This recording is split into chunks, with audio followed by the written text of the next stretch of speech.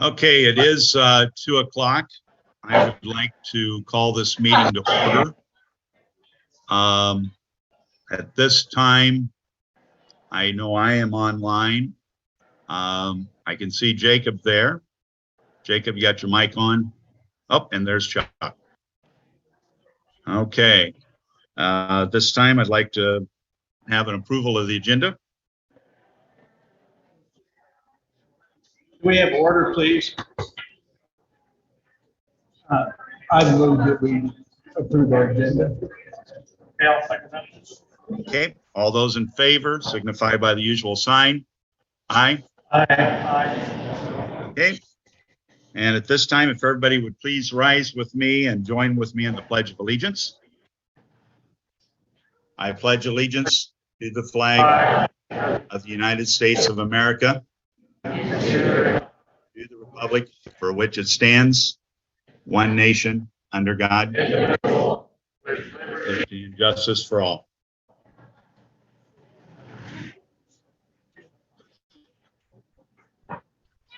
Okay, at this time,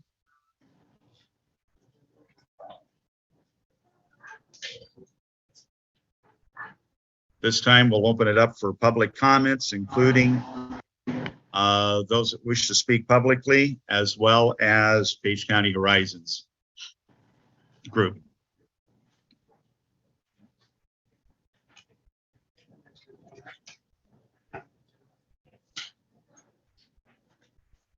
Oh, here.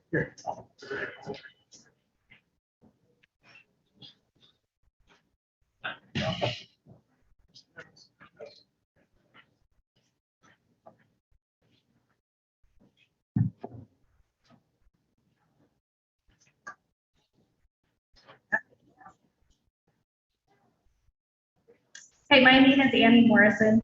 I live in Colfax Township, 2 miles west of College Springs. I have been here before. My stand has always been for an ordinance that uses the property line as setbacks versus the residents to better protect non-participants.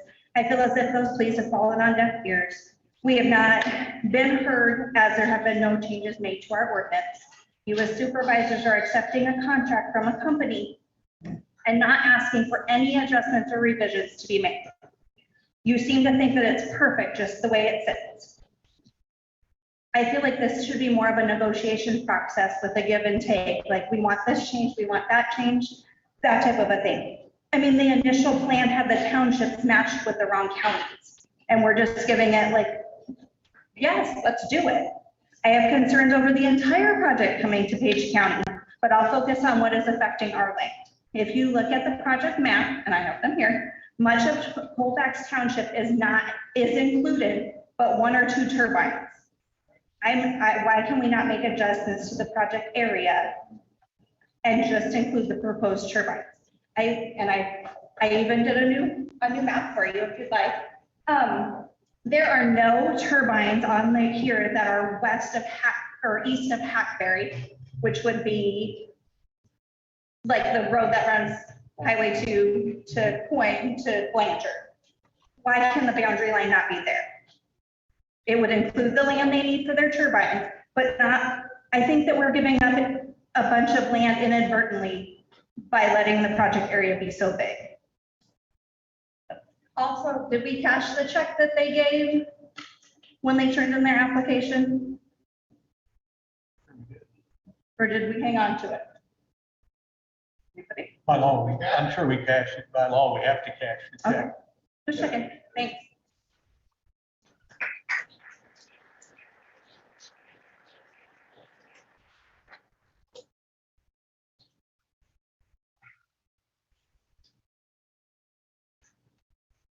Good afternoon, Sherry Hunter down by Blanchard.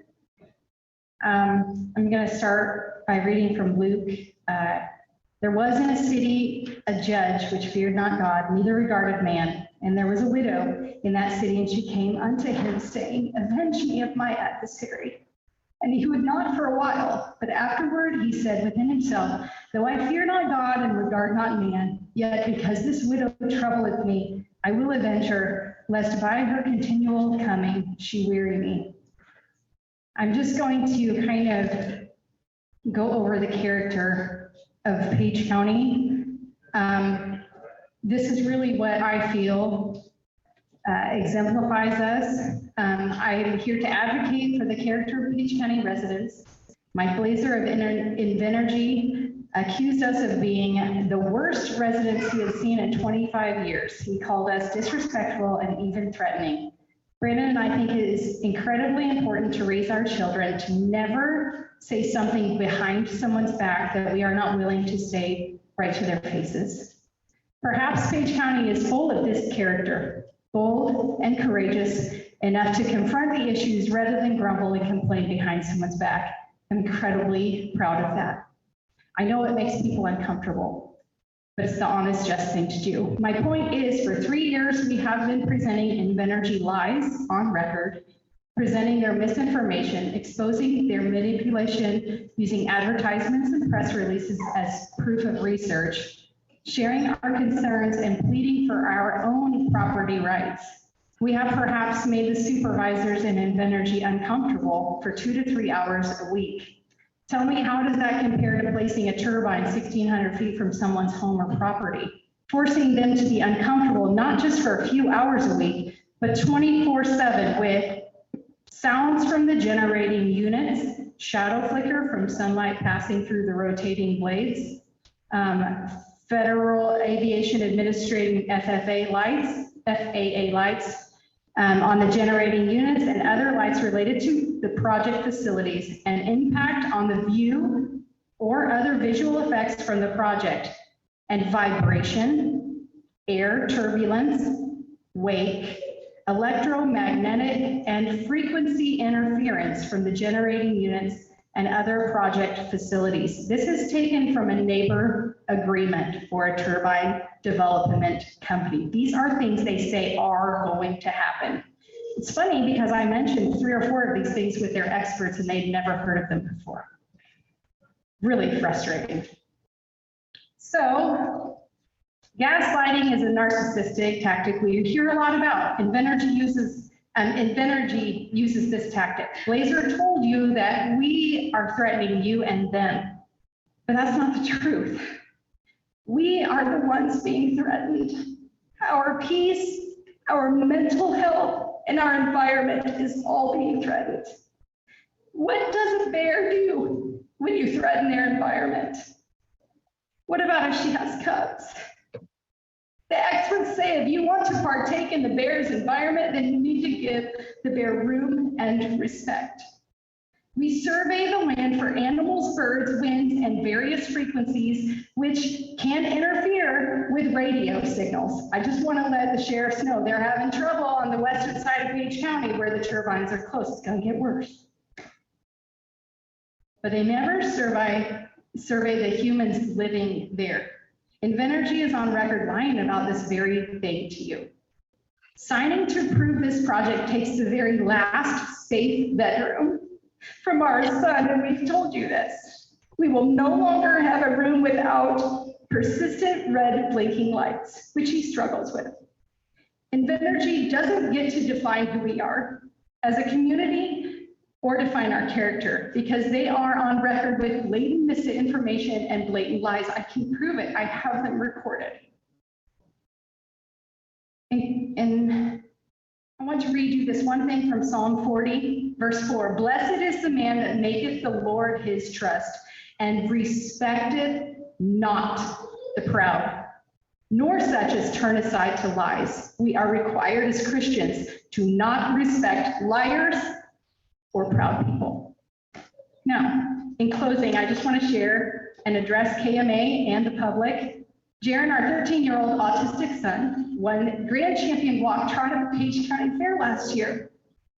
It was never reported. Just recently, he won first place in walk and trot on his horse and first place in junior trail at our local 4-H show. Never reported. No one ever heard about such an accomplishment from such a challenged young man, or the absolutely amazing 4-H leaders that there are helping him. That's our community character. And I want to publicly rebuke our local news source for giving so much time to a company that has lied to us, and not enough time to our amazing local people that are serving children like my son. Thank you, Page County 4-H, and thank you, citizens of Page County. We will miss you if we have to leave. Thank you.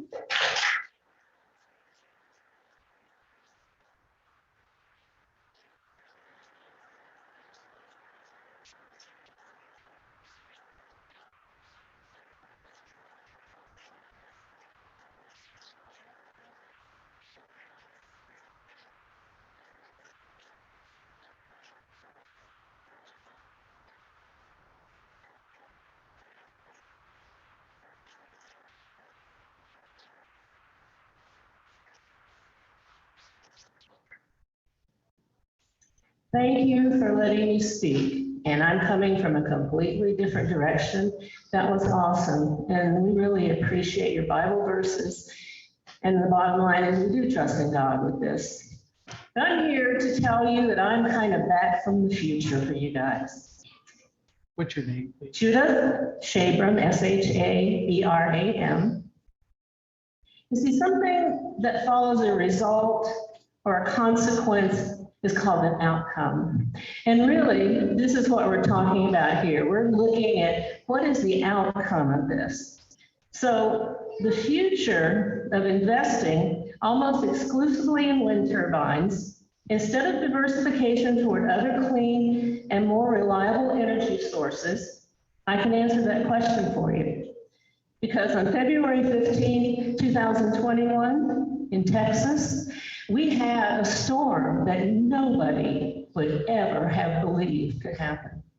We had sub-zero freezing temperatures for a week. Literally, we had to get snow melted and flush our toilets with it. Most people had no power. Well, you know what happened?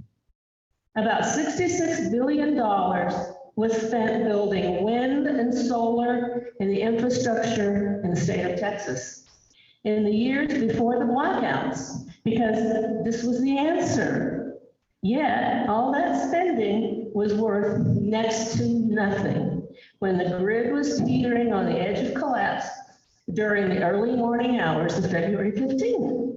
For several hours, there was no solar production. There was no wind.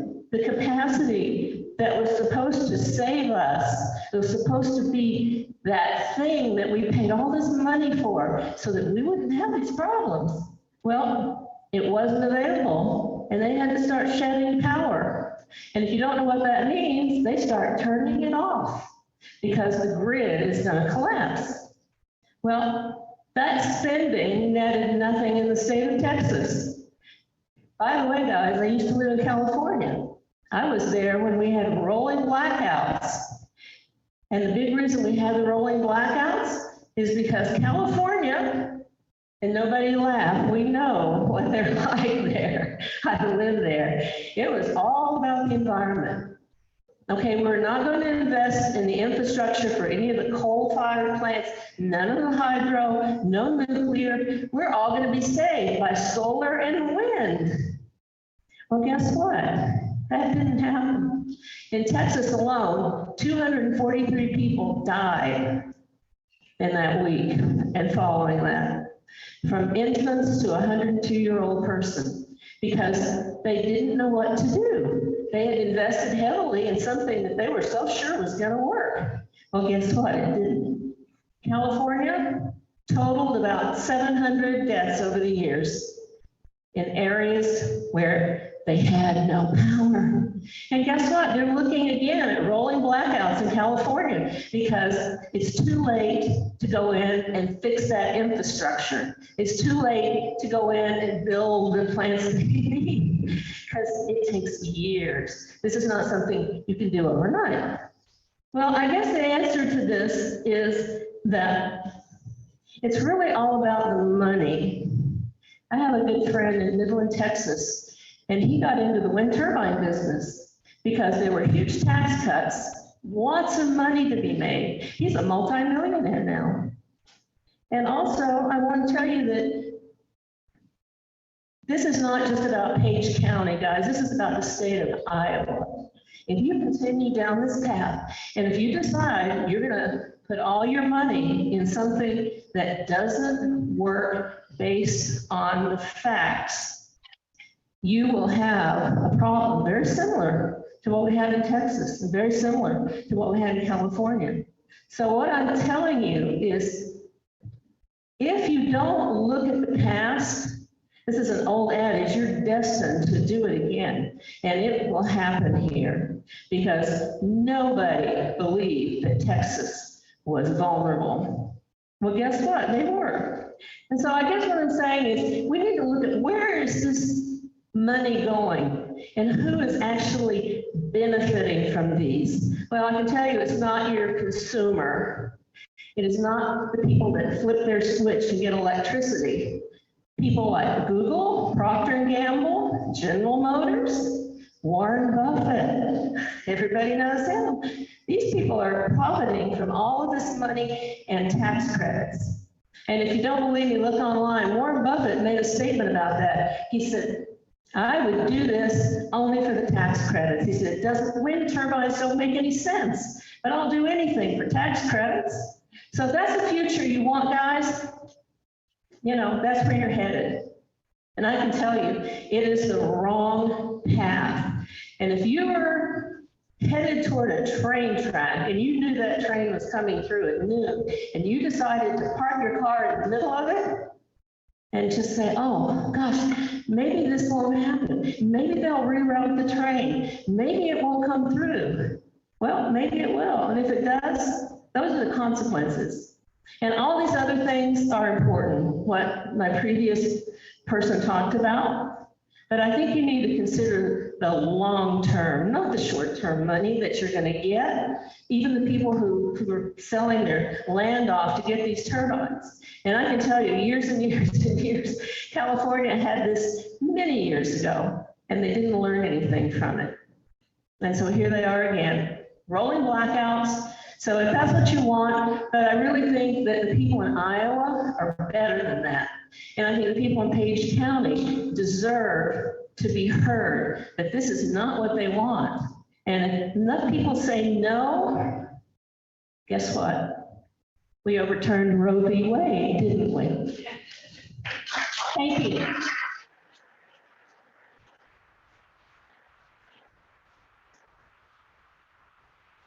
By the way, I am a homeowner in Shenandoah.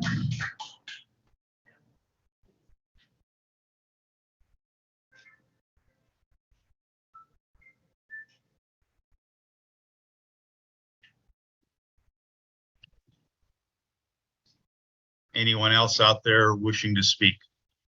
Oh, there we go. Thank you. Absolutely.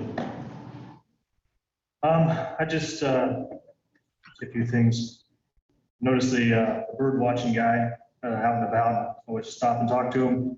So he's from Western Ecosystem Technology. I'm contracted by Energy. Their site here says that we are exceptionally qualified to help clients, and clients being Invenergy, navigate the requirements of the U.S. Fish, Wildlife, Land-Based Wind Energy Guidelines and Eagle Conservation Plan guidance, as well as state guidelines.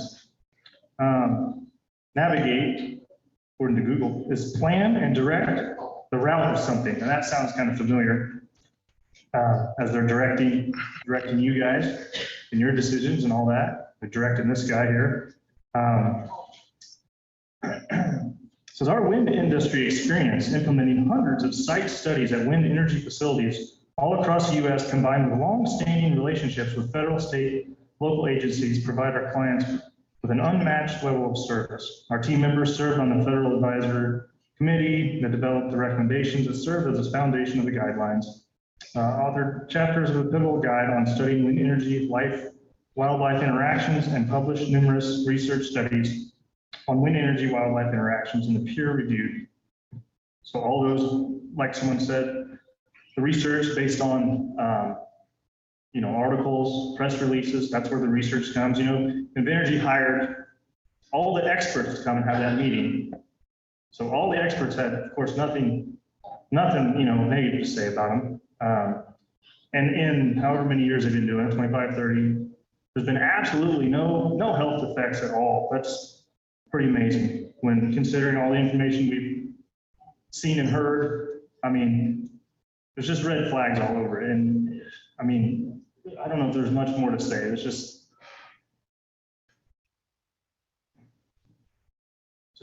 it's just a bad, they're dishonest.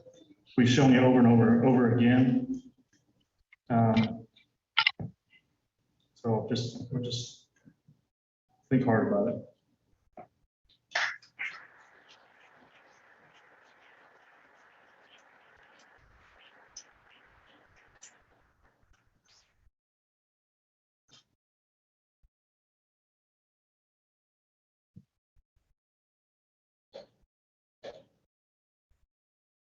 Mitch goes to me. For 2-3 years, we've been here, we've been talking, we've said all the things. We've been accused of being non-compromising when all we've done is offer compromise. We brought facts, but yet treated like there are no facts. We brought multiple different things, but yet then treated like, boy, that's the first time I've ever heard that from our supervisors. We currently have a moratorium moving forward, which tells me that some issues are seen, that we have a problem with something, but yet we're not willing to look at the current ordinance. We've been promised public hearing, and then that doesn't happen. We don't trust in Vinergy. We don't trust that what we're promised is going to happen. We're asking you to look at this. We have not, I'm just going to shoot straight. I'm a guy who says, I don't want them. I don't want them, but I'm also one of 15,000, and I understand that. But we've offered compromise. Let's move this to the property line so that those who want them can house their liability. So it doesn't spill over into my property, because I'm a non-participant. I have less than 3 acres. I need my supervisor to protect me from a multi-billion-dollar company. I have no power in this but my supervisors. And they're not willing to change the ordinance because they might not come. It's frustrating. Let's serve them and not the people of the county. And you would say, well, I know we have hundreds of people who want them. In the 3 years that we've been doing this, we have 1 row of people who are for it. 1 row in 3 years. Where are the people? The county spoke loudly on June 2nd that we don't want this. Loudly. But yet, we're still not going to consider the ordinance. You know, if it's inevitable that wind turbines come, I don't know what to say about that. But let's consider the ordinance. Let's consider those who cannot protect their own property because they have less than 3 acres. And we have multi-million-dollar companies who are willing and able to just push anybody over that they want to push over. And all we have is supervisors. That's all we have, who would be willing to change the ordinance to protect their people. We've been accused of being non-compromising, but yet all we've offered is compromise and received none in return. Received none in return. Received insults, and hey, we've been angry. When you don't feel listened to, democratic process, I get it, but when you don't feel listened to, you don't always respond correctly. I get it. But when we dig in our heels and we're not even going to listen, yeah, there has been angry responses. All we've offered is compromise, and we have not been heard. And it is extremely frustrating.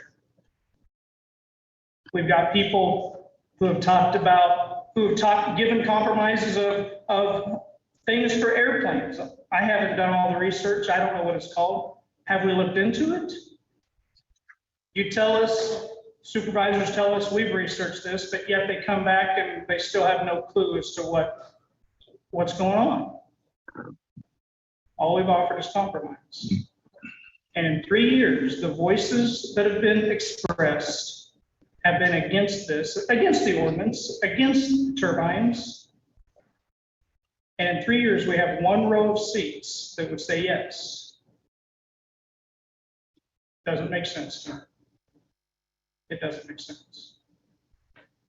I guess if you're not in the footprint, it doesn't bother you.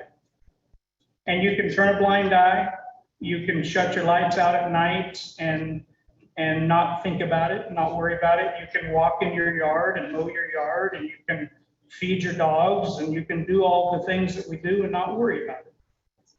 But when there's a threat of that thing being 1,500 feet from my door, I worry about it. We're told we don't want to deal with the hypothetical. All we have is the hypothetical. We have homeowners insurance because of the hypothetical. We have car insurance because of the hypothetical. Things happen because we didn't deal with the hypothetical. And we're going to move forward with a lousy ordinance because we're not worried about the hypothetical. It doesn't make sense. And it's frustrating. It's maddening. It's saddening. It breaks my heart.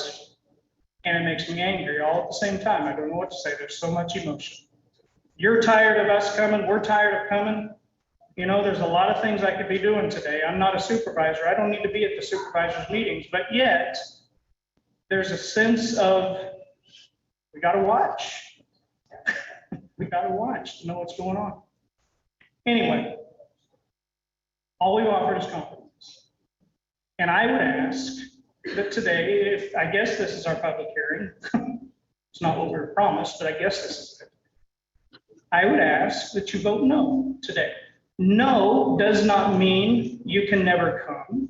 No means we have to look at our ordinance. That's what it means. I don't know what that multi-million-dollar company is going to say about that. They don't live in my house, though. They don't raise my kids. They don't protect my wife. I do. It doesn't make sense. Next up, we have a couple online that would like to speak. We have a Nick B and an Elliot Meyer that would like to speak at the next time. So Nick, as soon as you can, I'll let you unplug yourself and start talking. And then Elliot, you'll be up next, okay? So we couldn't hear you, Alec. Can you repeat Okay, that? sorry. Yes, Nick is wanting to speak. He is online. And then we have an Elliot that wishes to speak. So Nick, if you'd like to go first, and if you have any questions, let me know and we'll move on to Elliot. Yes, can you hear me okay? Yes, we can, Nick. Yep, Nick Warren, my name's spelled out on the Zoom here. Okay. Let me know. I just wanted to address a couple things. First, the Texas issue. There's a lot of considerations that need to be made for that. Texas is on a state grid only.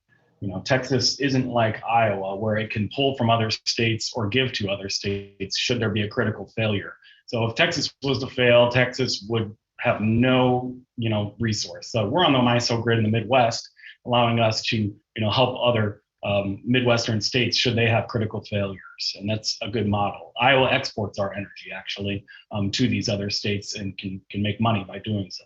So secondly, these projects are 100% voluntary. And the ordinance actually does protect, if I'm not mistaken, not only sets 1,500 feet from dwellings, but also is more than 1.1 times the turbine heights. No matter how large a turbine, that would be from the property line of a non-participating dwelling, unless it has a waiver previously discussed with a neighbor agreement, I believe. But don't quote me on that. That's just my thoughts. Lastly, with these voluntary projects, I shared this at the open house meeting. If anybody Can't hear him. Hold on just a second, Nick. Corey is there. Nick, while we're waiting, who are you? Nick Boyd, he said his name was. I mean, who do you work for? I'm just curious. I know these people live here. Who are you? My name is Nick Boyne. I'm with the Iowa Conservative Energy Forum. What? The Iowa Conservative Energy Forum. You make your money off wind turbines? Okay. Go ahead. I want to make sure you weren't local. Go ahead. Thank you. Yes, as I mentioned at the open house, these are voluntary. There's no expectation that government would weigh in on any other voluntary property decisions, such as what crops you can and cannot plant and what color you can and cannot paint your own home. That would be crazy. The same principle is lost on some of the folks that are opposed to this project, who are simply trying to intimidate the participating landowners towards government telling us what we can and cannot build on our land. My organization is led by the former Iowa National Soybean Association president, Ray Gasser. We together work with farmers and to try to make the voices heard of those who might be afraid to be in the room and be shouted down or questioned by their other participants. Lastly, I would just share, about rolling blackouts here in the state of Iowa. Most of that, Iowa hasn't closed a coal plant in 5 years, so projections of rolling blackouts, with all of our added extra energy generation, it's really due to the outpaced demand of energy versus the amount we're generating. All the more reason to generate as many types, and many forms, and as much megawattage of energy we possibly can. Here's another way to do so, and to do so in the American backyards with our wind and solar energy, and in this case, wind. That's the best step towards energy independence for the state of Iowa and for the United States, is to generate right here at home. That's all my comments. Thank you. Okay, next up, Elliot Meyer would like to add something, and then after him, Jordan Oster. Can you hear me all right? Yes. Hi, like Alan said, my name is Elliot Meyer. I wanted to come here to advocate for the wind project. As I'm sure we're all aware, how unpredictable farming can be, and wind projects like this one are a great way to guarantee a source of income for these farmers, as well as keeping the land in their families for generations to come. So projects like these, another bonus that I really wanted to speak on as well, is that projects like these will instantly become one of the largest tax payers in the county, providing critical revenues streams to improve county roads, schools, which in turn convince young families and new businesses to come and stay right here in Page County. So I wanted to urge the supervisors to consider the benefits of that project and support this project. Thank you very much. Thanks, Elliot. Alan, Jordan I've got Oster. a question. Okay, yes. Is 130 when Page County Horizons comes up or not? If they so desire, yes, we can go ahead and put them on. You want to see if, Jordan, can you send me your question, and then I can take it from there. We'll go ahead and get going. Sure.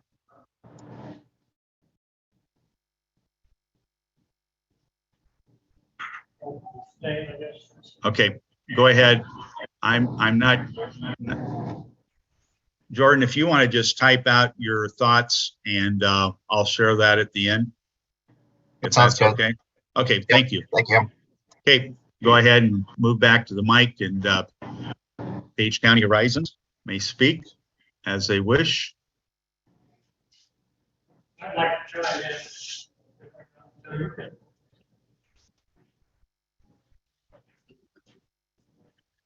Jason Bearhorse.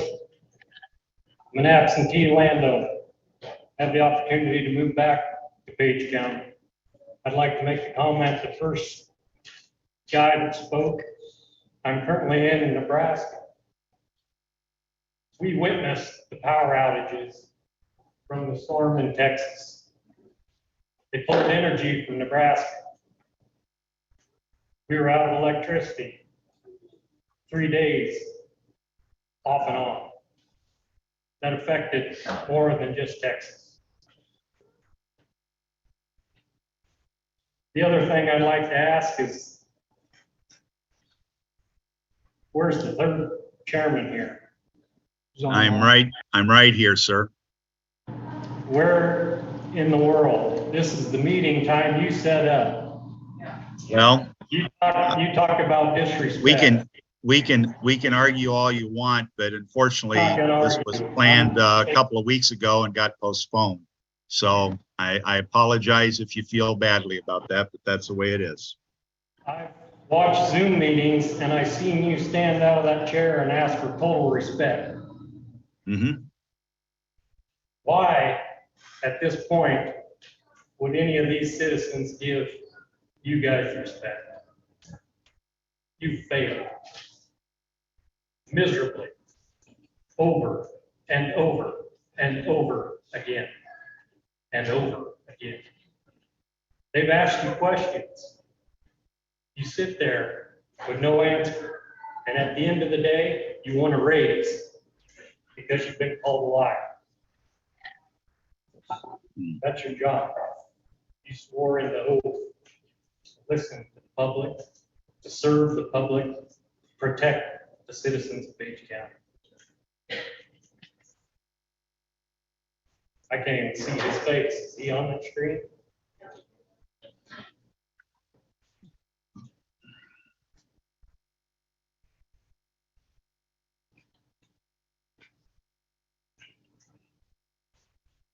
I've watched Sherry come to this podium and her husband over and over and over again. You guys have kids?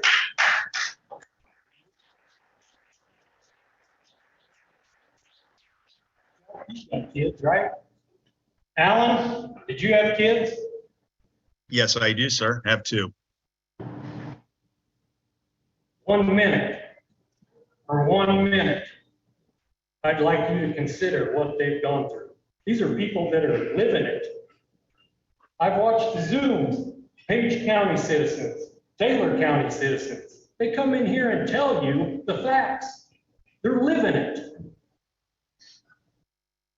Come on. Have you ever went home at night and sat down in your easy chair and thought about it? Look back at the Zoom meetings. I tell you, if you did, you'd learn something. Watch yourself. Listen to yourself. Listen to people in the community. For 1 minute, I don't care where all this money is supposed to go. If you don't have kids, why do you need a school? Simple.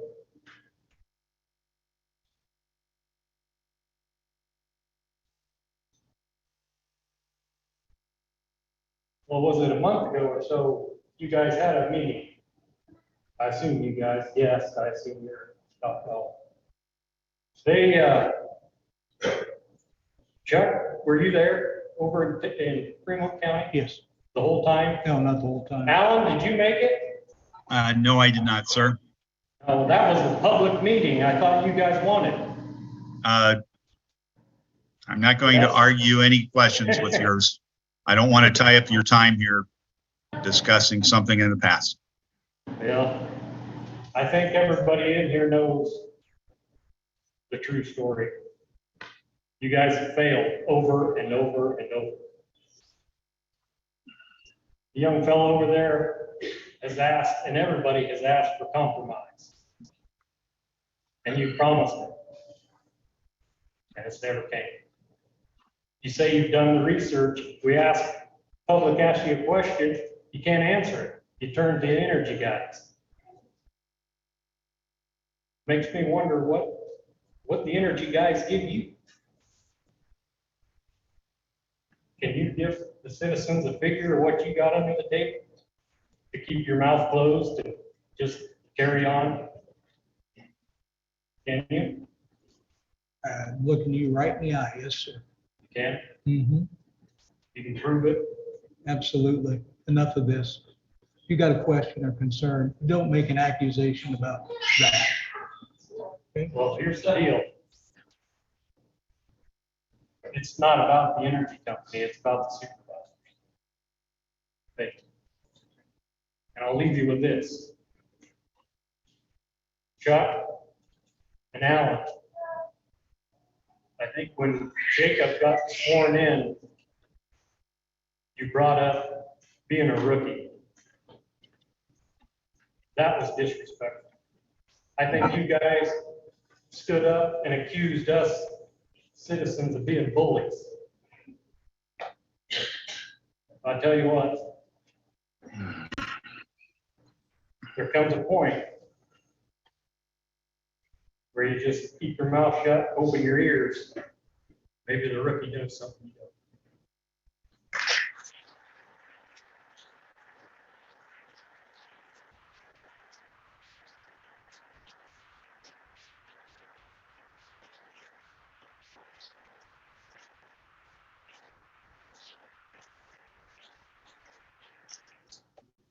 I'm Jane Stimson, Page County Horizons. We have several people that have items for this item on the agenda, and I wanted to clear up something. You're going to cut us off at 2, right? We began a public hearing at 2 o'clock. So a public hearing means there is public comment at the public hearing. Okay, very good. I have a question. Can Page County make changes to the proposal after it is approved and signed? Jane, did you get those responses back from Carl? From Carl? No, I didn't see him. He emailed you. Those Yeah. responses. Carl in here? Did he come at 2? Maybe at 2, I'm not sure. Somebody's telling me at 2. Well, I wonder what the answer to that is. I can read, if you would like, I'll read your answers there for you, Jane. All right. Your first question, make changes. By proposal, I believe you're referring to the Shenandoah Hills Wind Project. It will be voted on today by the Board of Supervisors. Neither party can make changes to the proposed project if it is approved by a majority vote of the supervisors. So either party can make changes, and then you have to, neither party if it is approved. Okay, so if there are mistakes in it on Invenergy's part and you've signed it, then what happens? Can they change those mistakes? I'm lost on that one, Jane. I'm not sure what you're looking for a question there. Can you be more specific? What I'm looking for is if there's something in the proposal that doesn't even follow Invenergy's guidelines, and you sign it as is today. Can you be more specific? Well, we'll let you find out here. I'm not going to say somebody else is. And so I want to know if you're willing to approve it with some issues on it. Yeah. You should already know where the mistakes are. Then it's a done deal that it's signed with those mistakes on it. It seems like a problem to me. And this proposal is signed by the 3 supervisors to make it legal or whatever. It would be approved by a majority vote. Yes, that is his answer, I believe. Oh. And then, okay. Are there signatures with this? Who signs a proposal to make it legal was your question to Carl, and his answer back to you. The Board of Supervisors, upon motion, may vote today to approve the project. If the majority votes in favor of a resolution that approves the proposed project, the resolution becomes effective upon passage. Did that answer it? Yeah, check your emails and they'll all be there, I think, Jane. Okay.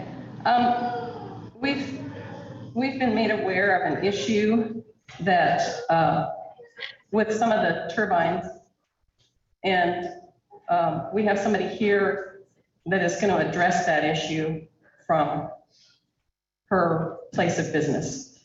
Jenny Burkheiser, would you come up?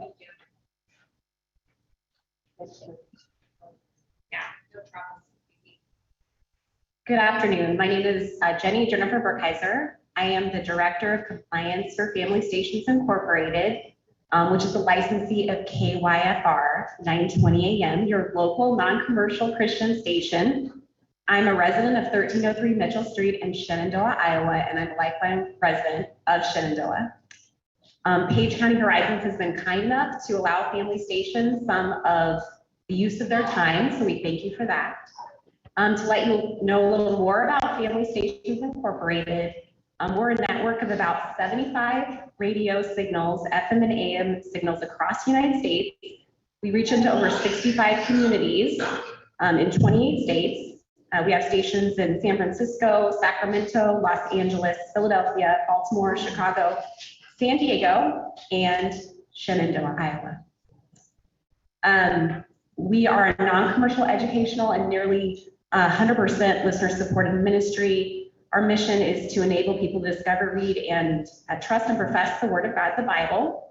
We also offer lots of local programming and serve our local communities, as well as provide emergency alert service system alerts for the public. We've been serving the public interest in Shenandoah by broadcasting 24/7 to extensive areas of Iowa, Missouri, Kansas, and Nebraska through our 5 kilowatt daytime, 2.5 kilowatt nighttime signal since 1978. That's well over 40 years. Our current tower and transmitting location is 2907 H Avenue, Coyne, Iowa. We operate licenses from the Federal Communications Commission, which is, of course, a federal agency that regulates broadcasting. We broadcast through a 4-tower directional antenna array, and it's physically located south of Coyne, Iowa. We've been at this location since 1979, almost 43 years. All of these towers, I've been made aware very recently, are within the Shenandoah Hill project plans.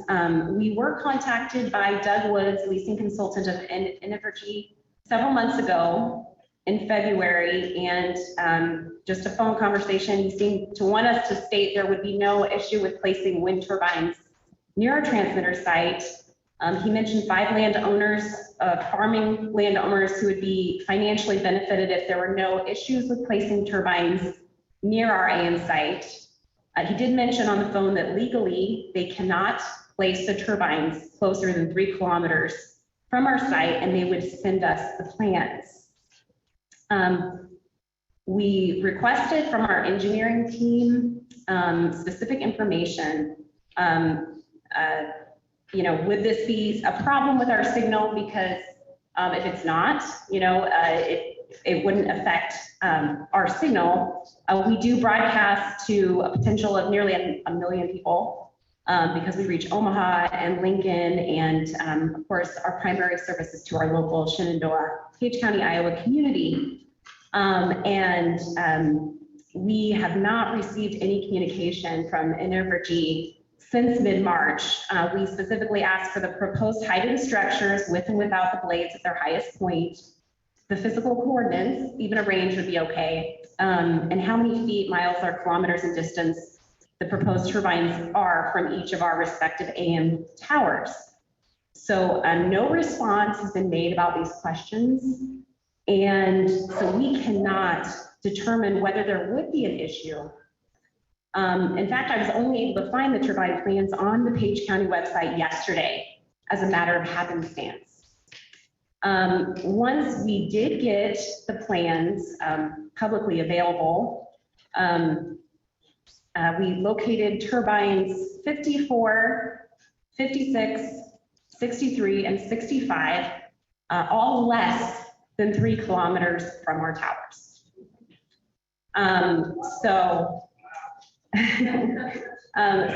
we have not received cooperation from Energy.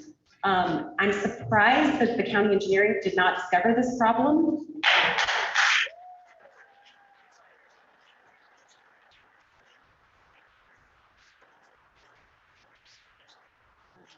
It is a federal requirement that they cooperate with us, and these can't just be put up without our concurrence of the ability to detune the structures, to be able to mitigate any kind of interference. The Code of Federal Regulations is 1.30000. The specific rule that would apply relates to this rule. The Code of Federal Regulations protects the operations of AM broadcast stations from nearby tower construction that may distort the AM antenna patterns. And all parties holding or applying for commission authorizations to propose, to construct, or make a significant modification to an antenna tower support structure in the immediate vicinity of an AM antenna, or propose to install an antenna on an AM tower responsible for completing the analysis and notice process that are described in the subparts, and taking any measures necessary to correct disturbances of the AM radiation pattern, if such disturbances occur as a result of a tower construction or modification as a result of the installation. There's very specific requirements. In fact, I just found out about, like I said, I found out about this yesterday, that this public hearing was occurring. And so as soon as I could, I tried to contact our legal counsel, our SEC counsel, our engineering consultants. I spoke and consulted with an expert who actually had something to do with writing this rule, Ben Dawson. This morning, they were not able to attend, but specifically, I guess what I'm trying to say is we need the information before we can tell if there's going to be a problem. And legally, that has to be done. And all of these 4 towers are less than 3 kilometers from our tower site. I would say we need to delay this vote. That's my recommendation. We need to do a study before this goes forward. I have, again, discussed it with our legal and engineering counsel. They both agree that cooperation has not happened with Energy. They have not given us the information that we simply need to say, is this a problem or not? Very basic information we had to get from the public website. I received a copy of the Shenandoah Hills Winds Project's planner. It says specifically, it talks about their AM radio analysis. They mentioned specifically station KYFR, licensed out of Shenandoah, Iowa, broadcast from inside the project area of interest and based on the station parameters requires a separation distance of 3 kilometers. And it's talking about impact assessment. There is only one AM station inside the proposed Shenandoah Hills Wind Project, KYFR. Station KYFR uses a directional antenna transmitting at 920, and there has an exclusion distance of 3 kilometers. As long as the project turbines and blades are sited more than 3 kilometers from station KYFR, the project should not impact its coverage. It mentions the AM station KMA, which is more than 6.37 kilometers from the project, falls well outside the range of impact for AM station. They recommend that considering the AM broadcast stations found, all turbines and blades should be located 3 kilometers from station KYFR or further. If this minimum separation distance is met, no other recommendations or mitigation techniques are required. But the problem is these 4 are less than 3 kilometers. And so we really need to receive the information that's required to determine if there's going to be an impact before we can say there's going to be a problem. But we are a federal licensee, and we've been broadcasting, as I said, for over 40 years, meeting the public interest. And it seems that what was recommended is not even what's being proposed. So I would strongly encourage you to delay the vote. We don't even know if this is going to be a problem now, but family stations will have to explore all of our legal options if this goes forward over our objection before we've had the chance to explore the impact on our station. Thank you very much.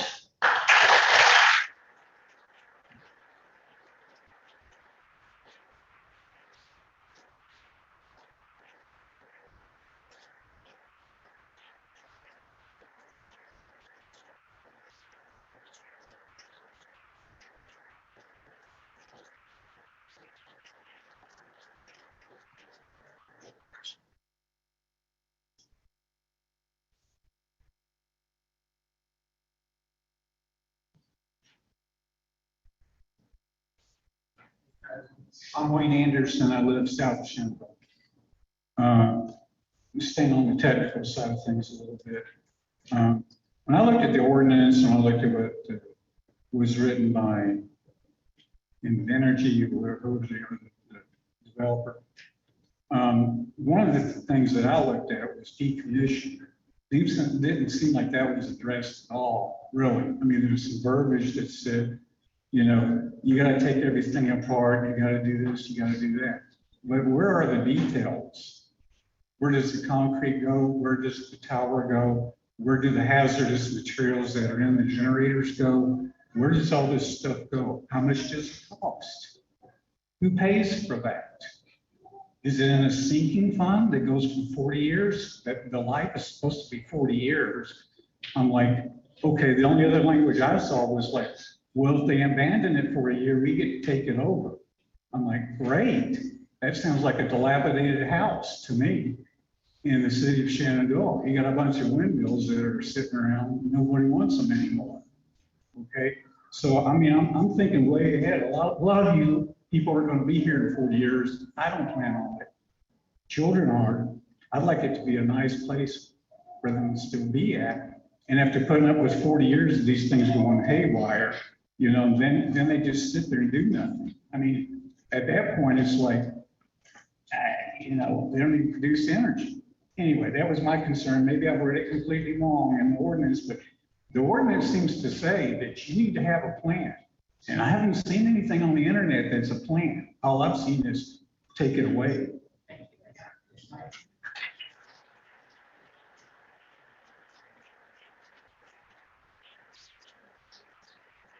So one more comment I had, the guy that was talking about MISO and Texas and the difference between, we have seen articles that say MISO's in trouble this summer, expect some rolling blackouts. So I'm not sure that we're all safe and sound on that. As a member of the Page County Horizons, I would respectfully request that this KYFR thing be addressed and that the vote be delayed today.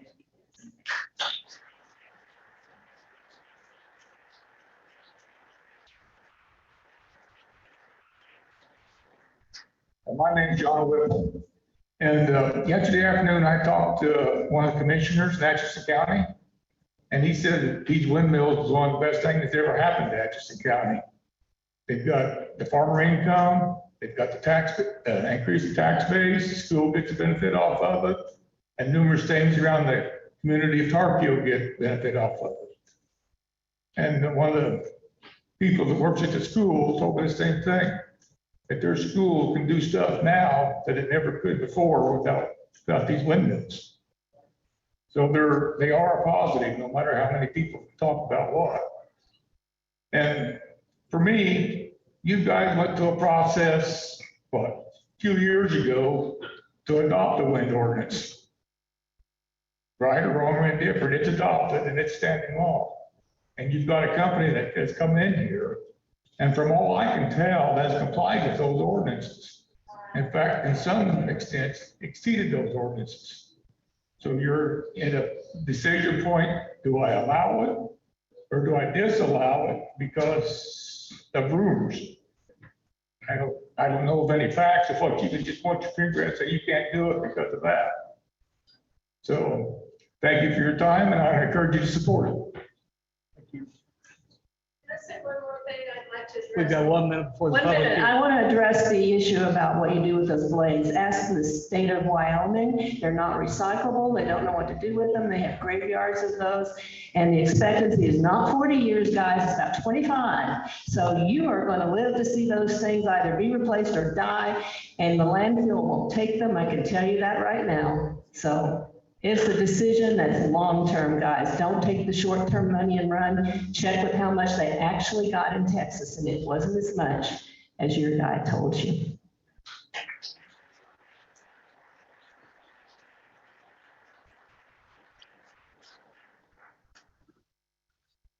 Okay, at this time, it is 2 o'clock. We're scheduled to go into a public hearing. I'd like to make a motion, we go into a public hearing. I'll second that. Okay, all those in favor signify by the usual sign. Aye. Aye. Okay, Mr. Chairman, before we go into public hearing, could I make a comment to try to address some of the questions? sure. With regard to Mr. Anderson on the decommissioning agreement, what's in front of us today is the permit, not the decommissioning, but the ordinance as it's stated is that if we do approve a permit, no construction can begin until we have agreed upon two documents, the road use agreement and the decommissioning. And we're not done with either one of those documents yet. Sure, I mean, if you want to come back, we're in a public hearing.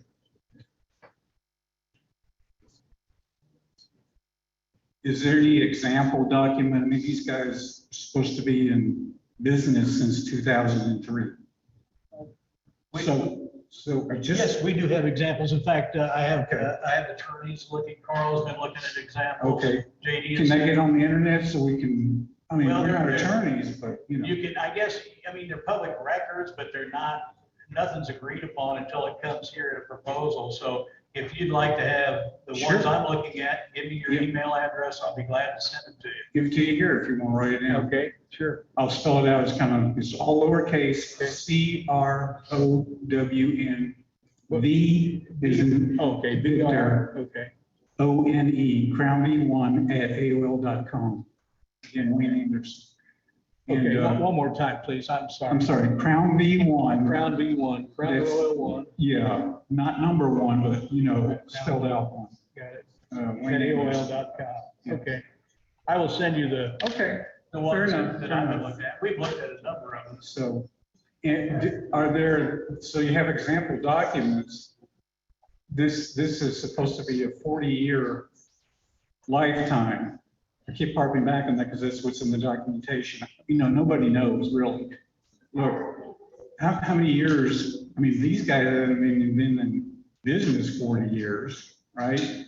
And how many windmills, not windmills, but wind farms have been up for 40 years and decommissioned? I mean, at least there's a history on a coal plant and a nuclear plant, okay? And there's an example. This, what I'd like to see is where's all this money coming from? I mean, the coal guys go to the utility commission and work in money that you and I pay monthly for our electricity to decommission the plant at the end of life. Okay, that's just a fact. Okay, so this is what I'm looking at because, I mean, if we all just kind of walk around like, well, it's just going to take care of itself, it ain't going to happen.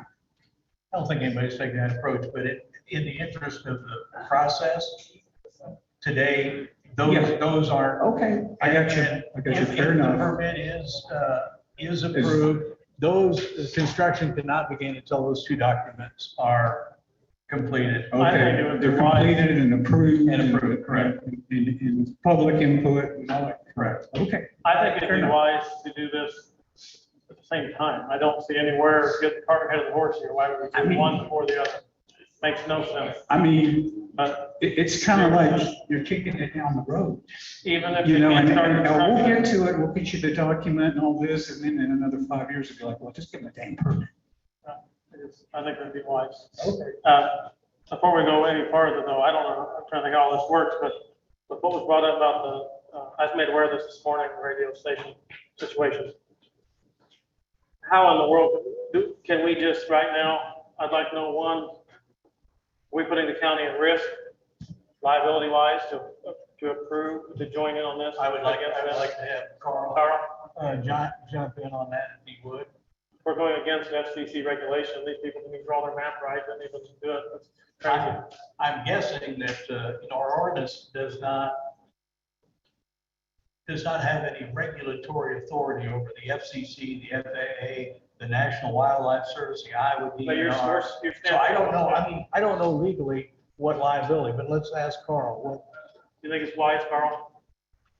For us to go forward?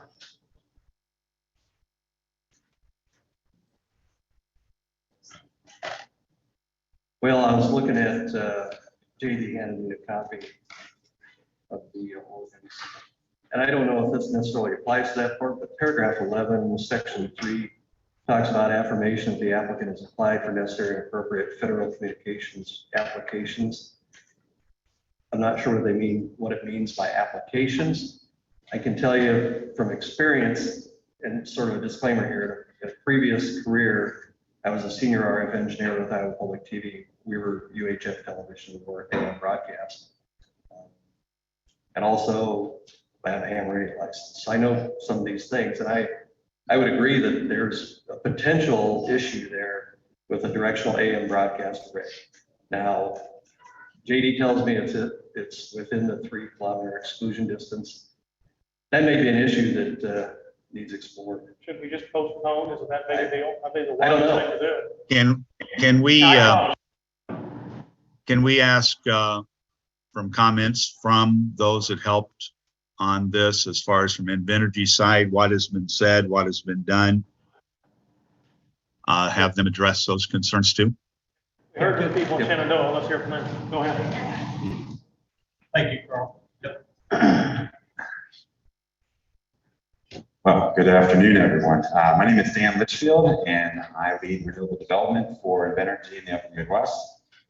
Really happy to be here. I'm not sure exactly of the procedure and process you want to follow here today, but we prepared a short, very brief 2-part presentation, and then we can talk about the radio thing too, which I really want to get the bottom radio, but we might have to stay around here all this time. If the radio thing postpones this, what's the point of going on? Well, could we get your comments? There were comments made by Ms. Burkheiser that you have not, that Invenergy has not responded.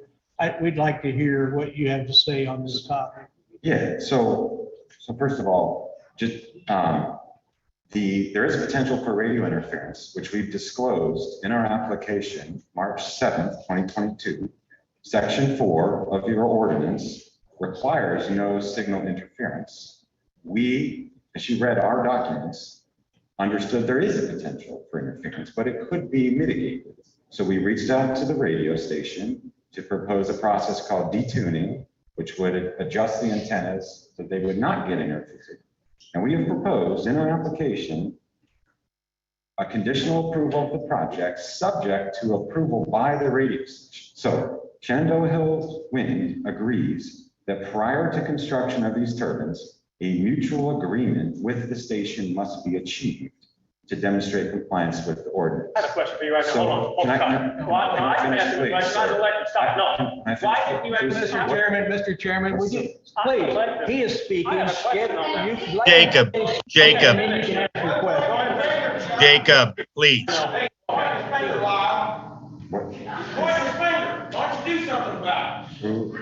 Okay, just go ahead, finish your statement, and I want to ask you a question. So I just want to be clear that we recognize there's a lot of interest and attention to this project, and we have proposed this in good faith. This is a potential issue. We've identified it. This is not a last minute catch. We proposed it. We proposed a solution. We've talked with the radio station. We've commissioned a study. I just was shown an email from Ms. Burkheiser yesterday asking specific questions, which we'll reply to, but there's a process ahead. So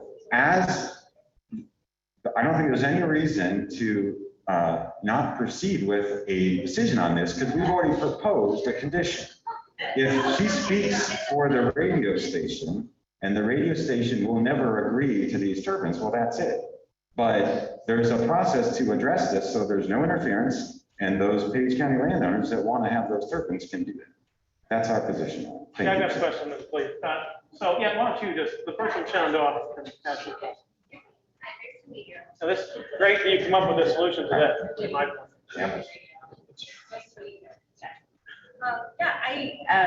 That is true that the wind turbine company Invenergy did reach out to us by phone in mid-February. And I said specifically from our engineering team, because we're not necessarily for or against it, we just want to know, is it going to cause an impact to our station? They said there's no way that you can determine that unless you tell us specifically the height of the structures with and without the blades at their highest point, physical coordinates, even a range is okay. How many feet, miles, or kilometers in distance are the proposed turbines from each of the respective AN towers? Now, I've sent more than one email to Doug Woods asking for that specific information, and I have not received a response. Yesterday, I got some information about this public hearing, and that's how I found out roughly where the turbines would be located. And so that was by happenstance that I found out. There has not been cooperation from the wind company, unfortunately. We have tried several times to get the information just to find out would there be any impact. And we have not received a response since February. So we haven't reached out because we've been. Thanks for your comment, Jenny. So we haven't reached out because we have been engaging a third party to study the detuning services that Dan had mentioned. I just heard back from them yesterday that we will be receiving that very soon. We were going to bring that study, since we're not experts in detuning of that. So we were going to be bringing that information to KYFR. This was an issue that we had anticipated and is in our application. And so KYFR is specifically written out in the application saying, you know, we will not build these turbines without reaching an agreement with KYFR. Well, I guess my concern is that you're having a public hearing to approve this project today. And I think that we need to make it very clear what the information we've asked for multiple times is. And then also, how far are these turbines specifically from our location? So if you could please give us that information. I'm sorry we had to do it in a public hearing, but that's the way that it's been. We haven't heard back from you. We've been ignored by you.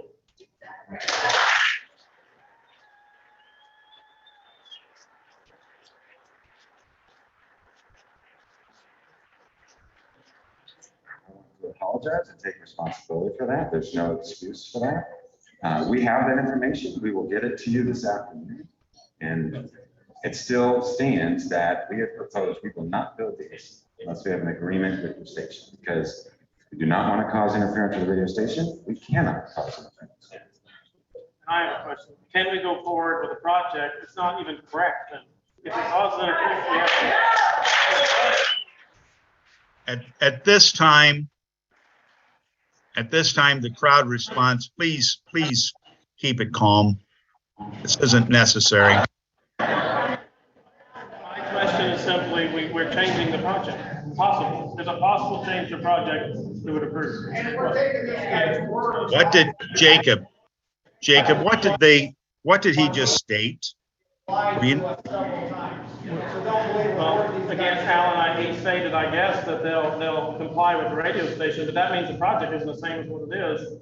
And also, point this out very clearly, and I do not say this, I say this very cautiously, and I will say it right to their face. They've lied to me in this room, so I don't hold a lot of what they say, to be very truthful. I understand your thoughts, Jacob.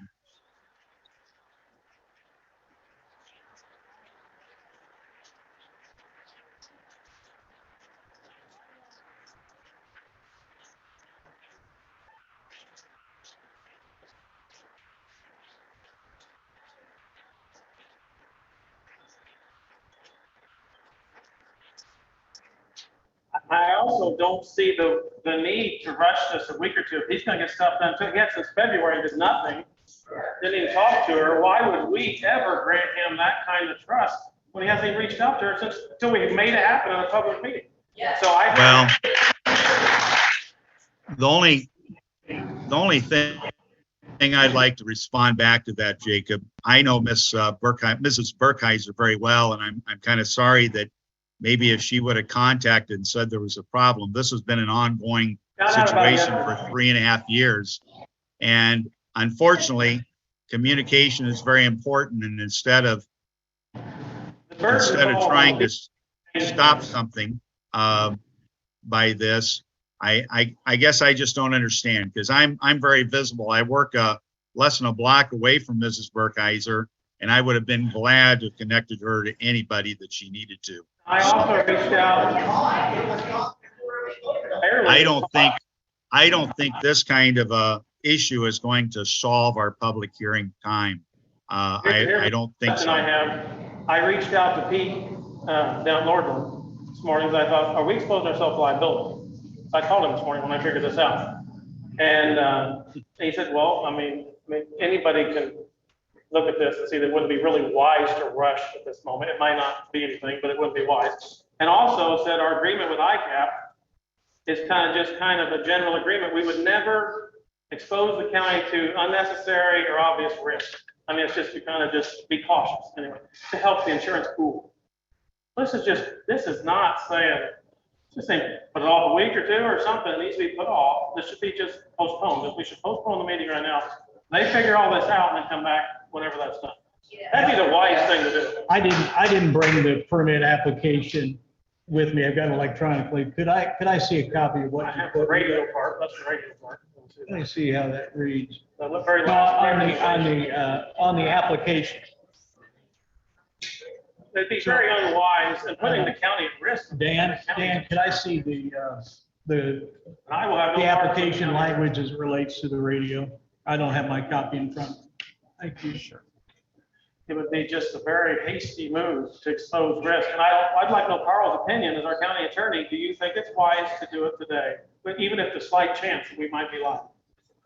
Give us a count, give us your legal advice.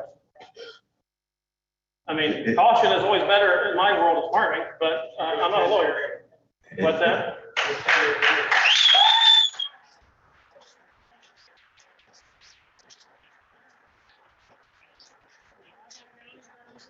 To wait, right? Is that what our county attorney's advice to wait? The first answer we got. Just let's what he says. What is it, Carl? I think it's an issue that needs cleared up. I do too. Now, I understand Energy's point that they're not going to build these things until they get this cleared up. But we're voting on that trusting. Well, they lied to us multiple times. How can we trust them? But just so as a county attorney, do you think we should postpone or not? I mean, you just give your opinion. Can I just Well, suggest you're the not- solution is a conditional approval? Anyways, so That's the way to address it. I'm seeking advice from our county attorney. I don't not want the company to profit from it. So I'd like to know, is your advice just postpone and figure it out? It's not that big a deal, really. I don't understand. Actually, Jacob, why don't you ask him what his advice would be if there's a conditional agreement there that would satisfy both sides of this, how that would affect. You hear it, Carl? Did you hear it? What do you think? The wise, be cautious. What's the wise thing?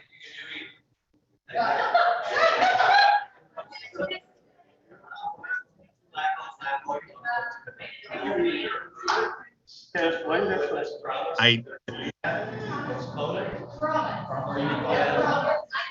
I can't hear anything. Too much backroom talk. Come up to the microphone, maybe.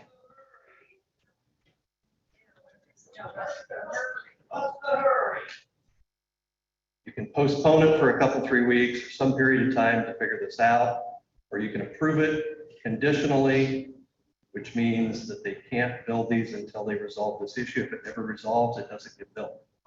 Those are the two options. But I'm not the policy decider here. I'm not the decision maker. You guys. I appreciate it. And I appreciate your question, Jacob. So, but that's something you guys need to wrestle with. And that's what I think they can do, either one of those. Thanks, Carl. Thank you. That I'd answers like to that. say on that this is just the most unprofessional thing I've ever seen happen in front of me, and I've been involved in little kids meetings. So, and this is very unprofessional. I don't know how much you all make individually, but this is ridiculous. This was never spoke to them, and now you promise in the meeting before we vote that you're going to do it this afternoon. I was born tonight, there was last night, and that is ridiculous. I can't believe it. It's a new thing. I didn't suspect this. I figured it would be, Thank you. not quite this bad. That is ridiculous. So on that alone, I think it's unwise to go forward. Let's make them prove it. Let's just make them prove it, figure that out, set another date, do another meeting. Yes. That's the wise thing to do.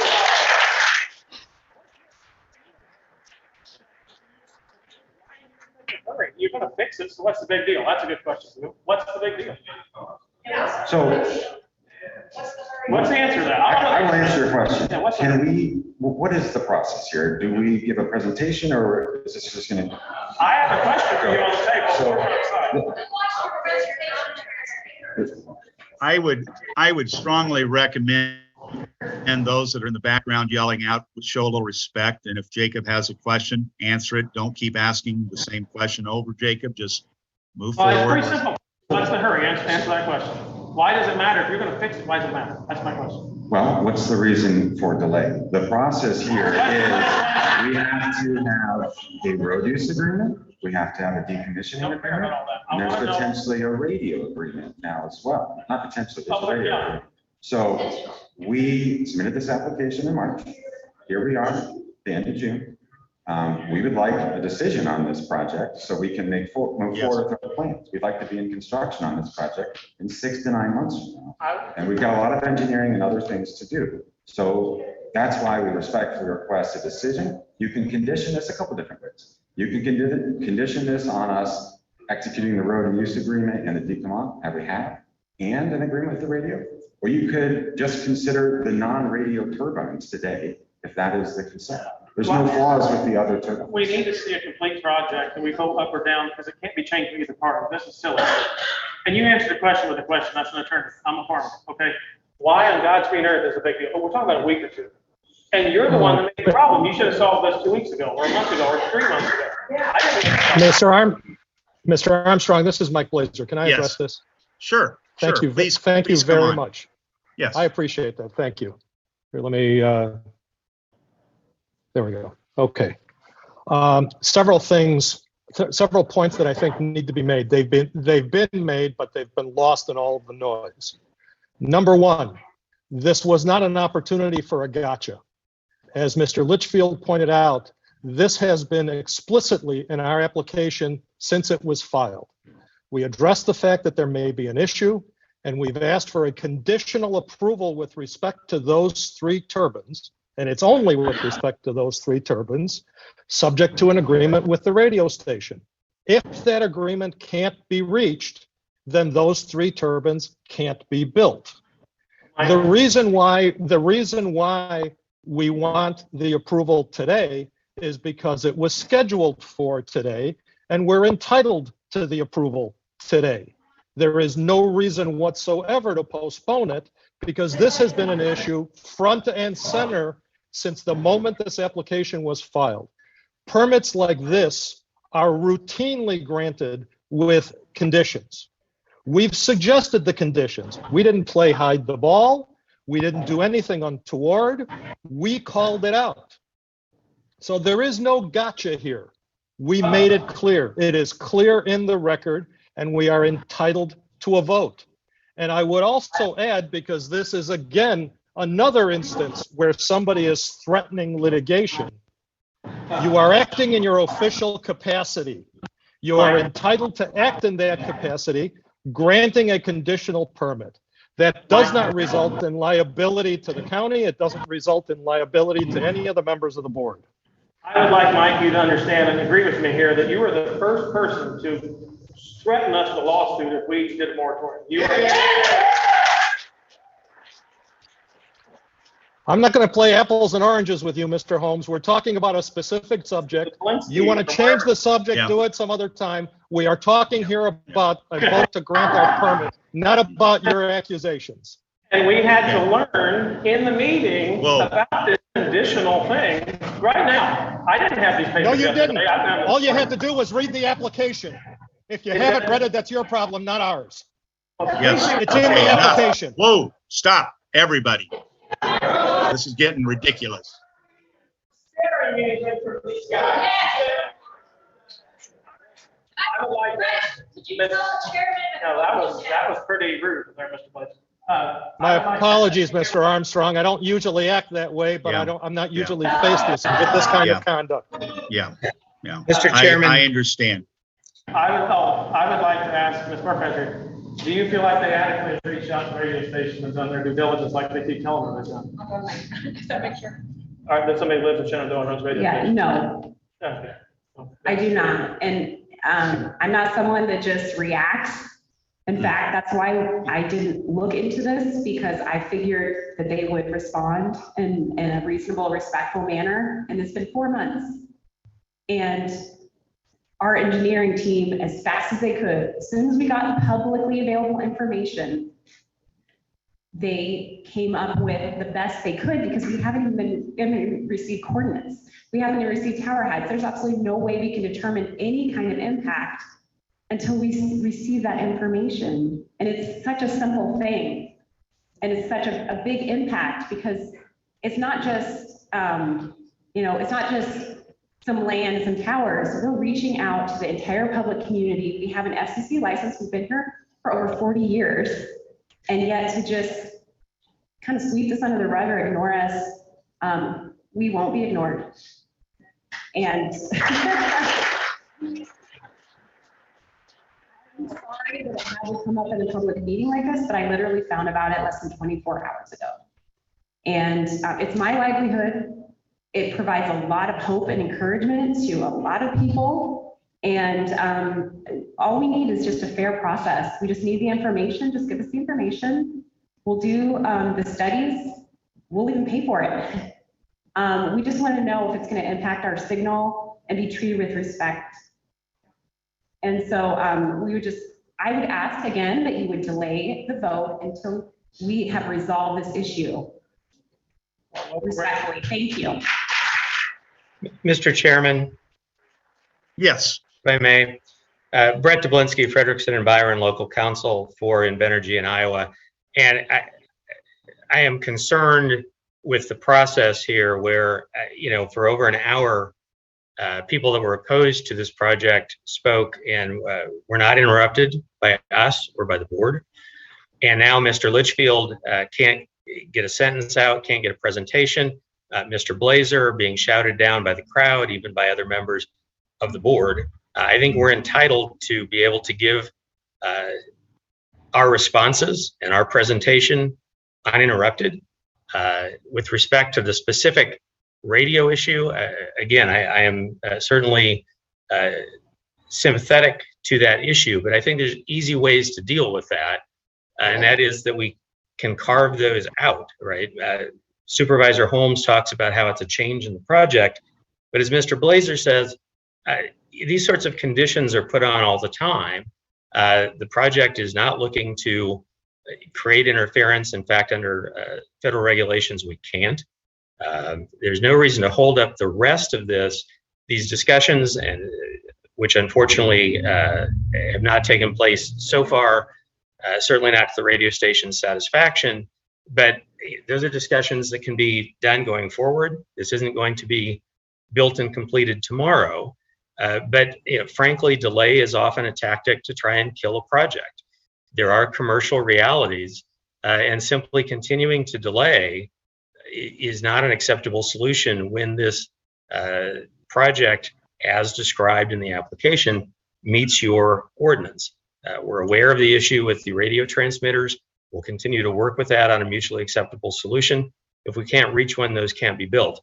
But at the very least, I think that Invenergy, whether it's Dan and the team there live in the room, whether it's their counsel, Mr. Blazer, ought to be able to actually make a response and a presentation without being shouted down all the time. Well, Mr. Dublinsky, Thank you. I was trying to ask you a question. So, and these are elected, or not, these are people that make money. They're here to make money out there. They're not people that live here. So I'm trying to figure it out as we go, so I don't miss them. So nobody's getting shouted down. I want to know, I mean, we can keep going with this, but my opinion is this should be paused. I do not think it's wise. It's terrible, terrible to go forward. And when you get caught, you make a lot of promises. And I know they say they already knew it. They were working on it yesterday. Nobody heard anything of it. Maybe they were. Why in God's green earth would we just say, get it figured out and come back? Yes. That's all I want to do. And I'll make that motion. I don't know how this works in the public hearing. I want to make that motion because I want this just to be going on. First, probably would need to come out of the public hearing. I believe that. Are there any more comments for the public hearing? Does Mr. Litchfield or anybody do you wish to share the public hearing? If we knew the feeling of the board was, the public hearing might not be so long, is what I'm getting at. Is our feelings that we're going to do that? I'm going to call for a vote, so it's on the roll call. We can do that, but we can give our opinions right now, can't we? Do you have an opinion? I want to listen to the rest of the public hearing. Okay, let's go ahead. That's fine. So I guess that's it. I understand your dilemma. And it came about yesterday. So this is by somebody else telling you, not them. Right. We would really like to have the chance to explore at least the impact to our station before it goes forward. Thank you. Chuck, did you make a motion to come out of the public hearing? Say what? Did somebody make a motion to come out of the public hearing? I couldn't hear through There are that. other people want to speak in the public hearing, I think, Alan. Okay. Thank you. Dale Falk here, and I am speaking for an individual who cannot be here because this meeting was scheduled during work hours. And if it would have been scheduled in the evening, he would have been here. So please bear with me. This is a couple that have sworn to an affidavit. And so having done that, it's a big deal to them and it's a legal document. So I'm going to read the affidavit first from the husband and then from the wife. On June 3rd, 2022, my wife and I were in Lou and Alice Cafe in Shenandoah, Iowa. We were preparing to leave after eating lunch when I stood up, hearing Alan Armstrong talking loudly to another customer. At that time, there were about 7 total people in the cafe. The conversation was not quiet or hard to miss. Mr. Armstrong was telling the customer his thoughts and comments on wind and solar energy. Mr. Armstrong boisterously stated that if people are against wind and solar, move. He continued to state that he could not believe how narrow-minded the group against wind is. Mr. Armstrong continued the conversations, stating that he owns some stock in a company in Nebraska that mines precious metals used in alternative energy. It won't make me rich because it's only a few shares. At this, our bill had been paid and we left the cafe. And now I'll read the affidavit from his spouse. On Friday, June 3rd, I was a patron in Lou and Al's Nation Valley Cafe for a late lunch with my family. As we were finishing up, there were very few people in the cafe besides the employees and my family. We could hear another patron asking Al Armstrong his views on the windmill project. While I was not overly interested in listening in on their conversation, it was hard not to hear the mostly empty cafe it was not hard to hear in the mostly empty cafe, and it didn't appear they were trying to keep what they were saying to themselves. I overheard Mr. Armstrong state that he thought the windmill project was worth looking into for the financial benefit of the county, although he also believed solar energy was a good option. In addition, he mentioned he had a small amount of stocks in a company in Nebraska that mined precious metals, but it is not going to make me rich. Okay, that's the end of the affidavits. So these comments that I'm going to make, I picked up from a manual for county supervisors. And I'll read from the conflict of interest. A supervisor should not participate in the vote on any action by the board concerning a matter in which the supervisor has a vested interest. The safest action for the supervisor to take would be to abstain from voting on matters where their role as supervisors may conflict with the role as a private business person or affected resident of the county. A measure voted on is not invalid because a supervisor had a conflict of interest unless, and I stress the word unless, the vote of the supervisor was necessary for the measure to pass. My final comment to the attorneys in Chicago that are complaining because we're rude. In order to earn respect, you have to give respect. People from Invenergy for 2 years plus, almost 3 now, and our sitting supervisors, and I'm talking to the people in Chicago and the other attorney that was on. I'm talking to you directly. We have not been given any respect at all from day one of this proposed project. So don't lecture me from your ivory towers and tell me how I'm supposed to act.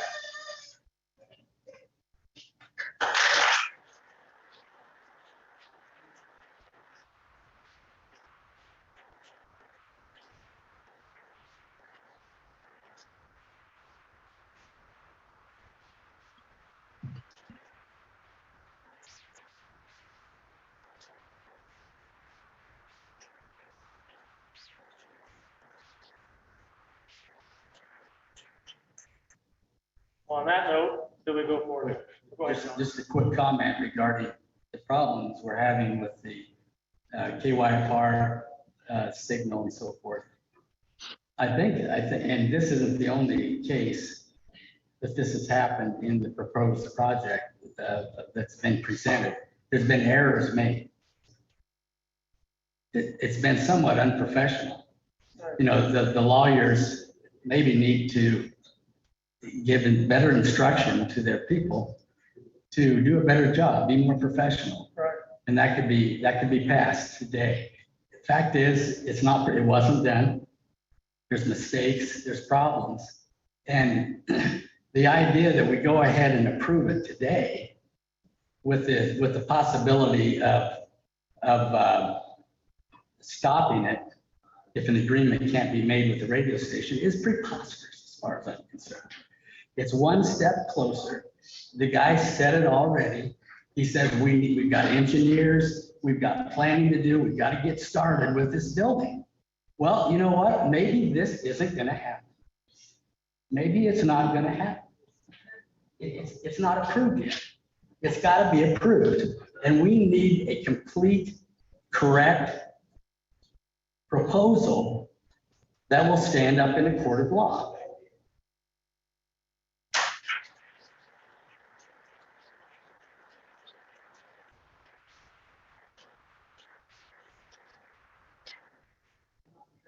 Hi, my name is Tracy Grossamy. I'm actually a Page County resident. I would first of all like, for the nearly, 2.5 years that I've been coming here, every time I have spoken either from this podium or on Zoom, I have been required to give my name and where I am from. I would like that to happen with every single person who speaks on Zoom as well. From what I have heard, I can tell of only one person that has spoken nearly 2 hours. That is 4 turbines that lives in this building. That says a lot. For those that are not here, it was mentioned that there's 1 row of people here. And you know what? Spirit turbines, fantastic. Yes, there are many in this room, many in this fight that have said, we don't want these at all. But we've also said, if they're coming, make them come fair. That is all we have asked for 2.5 years, make them come fair. It is not too much to ask that if someone wants an investment, have enough land, house the liability of your investment on your own land. I should never be allowed to have an investment on my property, and I never would be allowed to have any other investment that I can think of that would spill over, that the liability would spill over onto my neighbor's land. And that is what we are talking about, whether you like turbines or don't, whether you want them to come or you do not want to come, whether you have investment in them or you do not. Keep it on your land. That is what we have asked, the compromise that we have asked from the whole time. From what I can tell, I believe there are 9 people in this room, and I have not gotten a feel for the people that have joined around 2 o'clock. 9 people that are supporting turbines. 4 of them that, from what I can tell, just sitting here, don't know for sure, it seems that 4 of them work for the companies. Of the others, I can tell that 2 are residents in the area at least that have a vested interest. Thank you for being here. Of the other, let's see, 1, 2, 3, 4, 5, 6, 7, 8, 9. 2 I cannot tell. The remaining gentleman is a young man that has been here from a university a few hours away that in January said he was a non-biased reporter here to report, and now he is wearing an Invenergy hat. I think that goes out the door. I think that people need to know who's rallying for these here. It's big money. We have been asking, I'm sorry, I don't remember your name, the attorney that yelled at us a few minutes ago. We have not been asking, this is not necessarily a delay tactic, it's a get it right tactic. We have been asking for 2.5 years to tell us the fact. We have been told for 2.5 years. We will give these details to you. I can remember very specifically last March being ridiculed. Citizens of this county here making our voices known. And I'm trying not to point. I'm sorry if I do. I do not mean to be threatening. I will keep my fingers open. We have been told that we were ridiculed last March for asking of details.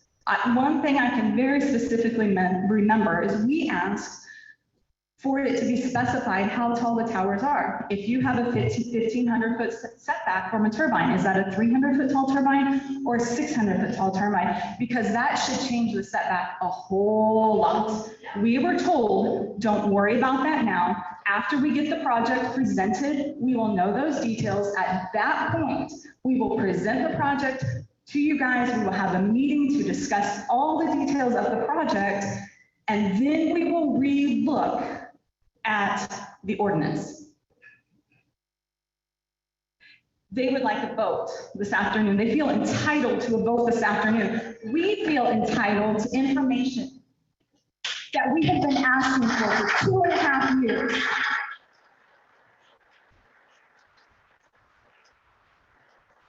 We have been promised that our supervisors that are elected by our people, that are paid by our taxes, our engineer that is the same way, that has been paid for by our taxes, we have been asking for details.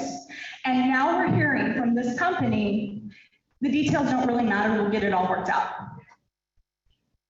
Why would we not work out the details before we start? I will probably never be able to build my own home, but I can guarantee you that if I ever did, we might wait on some details like wall color, but we wouldn't be waiting on details for foundation work.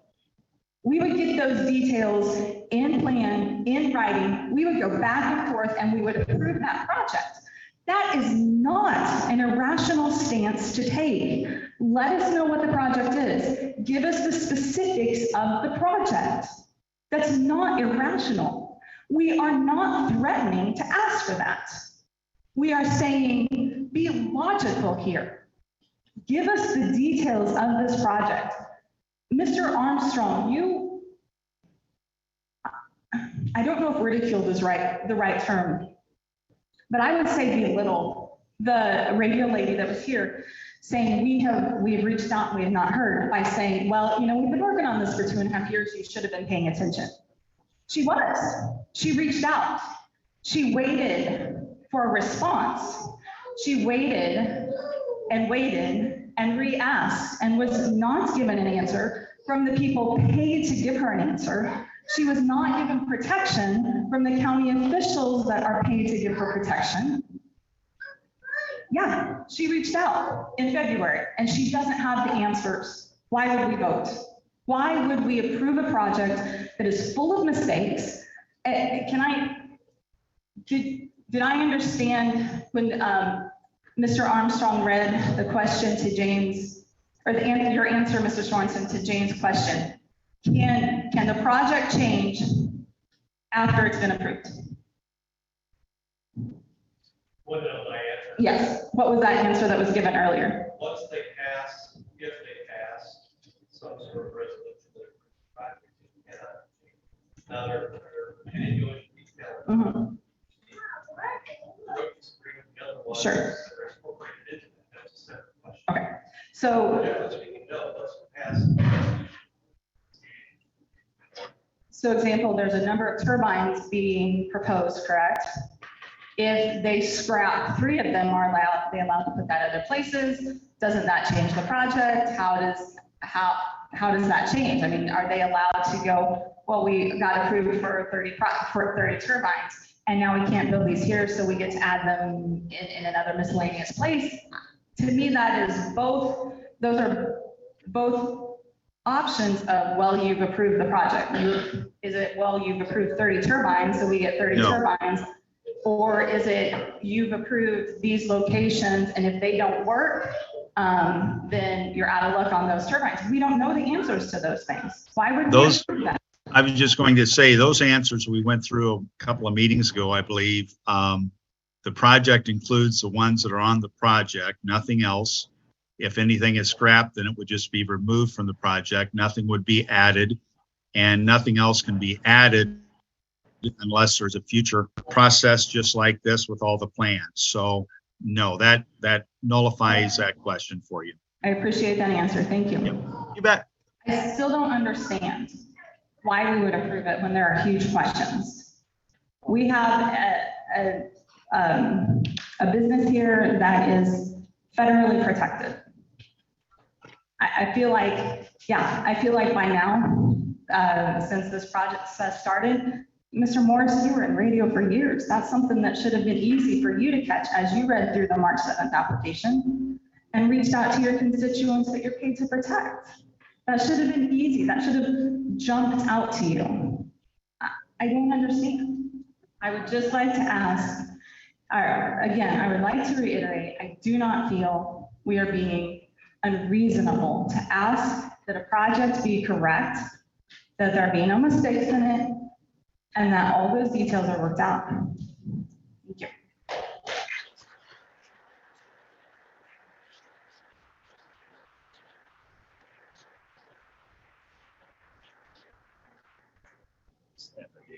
Okay, thank you. I'll give him the- I would like to ask right now, we need to address this conflict of interest. What does people- I'll address that real quickly. We're not voting on any solar energy today, so I don't know, Jacob, where that's going to be a concern. So I apologize that that even became an It says wind, Alan, it says issue. wind and solar No, energy. I can guarantee you, I can show you the stock, Jacob. It's, I believe. I'm okay with that. I'm not saying you're doing anything wrong. I'm just saying somebody said that there's a chance. You know what, would that be considered hearsay? I'm just asking. They signed a sworn affidavit, and I'm just wondering if we're liable of a lot more liability, and it said that it would expose the county to more liability going forward.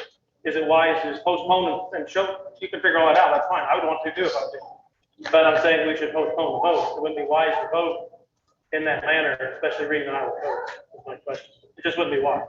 But I think the way the code reads is if there's a stated, if there's a conflict of interest that's not stated, the liability would come directly on the supervisor, not on the county. Yes. Do you recommend we vote, Carl? Do you recommend Alan votes with this affidavit we just received? Is that wise?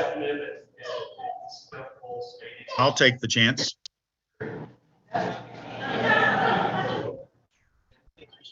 So we have, go ahead, please. So I thought I would just come up here with an update, and it seems to be kind of freewheeling, so I thought I would just make our brief presentation here. So first of all, Ms. Burkheiser, you should have an email in your inbox now with the answers to your questions.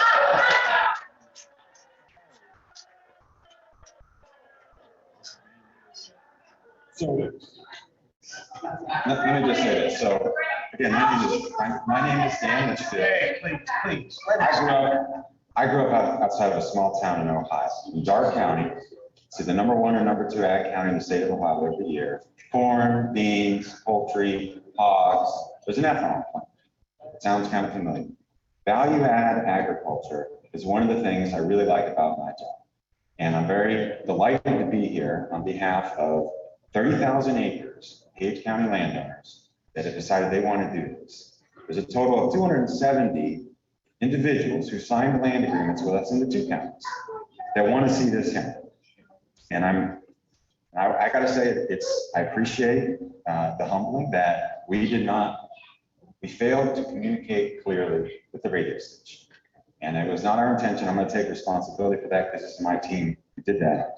But again, we disclosed this. It's in our reports that show this is a potential issue. We've raised it. We've proposed a solution. The solution hasn't been resolved yet, but there's no reason not to approve a project with conditions, whatever they may be. The board has the ability to do. So if the board is willing, we have a few brief slides that Isaac might walk through. And in some, we're going to say that other than the clear condition that we've raised about the radio station, our application complies with the ordinance. And so we respectfully request an approval for following Page County rules with this project. Thank you very much for your time. That would be fine, Isaac. If you would like to do that, please do. Yep, I can just fly through them too. Or yeah, if you want to put those up. Yeah, just a second, what Dan said on KYFR. Yeah, I mean, those turbines would be subject to an agreement that we have with KYFR. We reached out to them in February, March, and that's the reason why they know about the project. And we were fully expecting to get back to them after we received results from the study that we were waiting on. And so that was what we were waiting on to, receive or do some communication. But just wanted to run through these slides quick. Again, for those who don't know me, I'm Isaac Lampa. I'm the main lead developer of this wind project. I am originally from Rochester, Minnesota, and then went to school at Creighton in Omaha. I always drove through between Omaha and Rochester and saw the wind turbines, got very interested in those, and learned about all the community benefits that they bring to the host communities. Learned about Invenergy, and Invenergy's done 15 projects successfully in the state, all the way since 2006. We do it responsibly, we do it right, and we've learned a lot of lessons along the way. And the host communities have, had a lot of benefits from that project, and we want to bring those benefits here. So if you can, Corey, just move through the slides a little bit.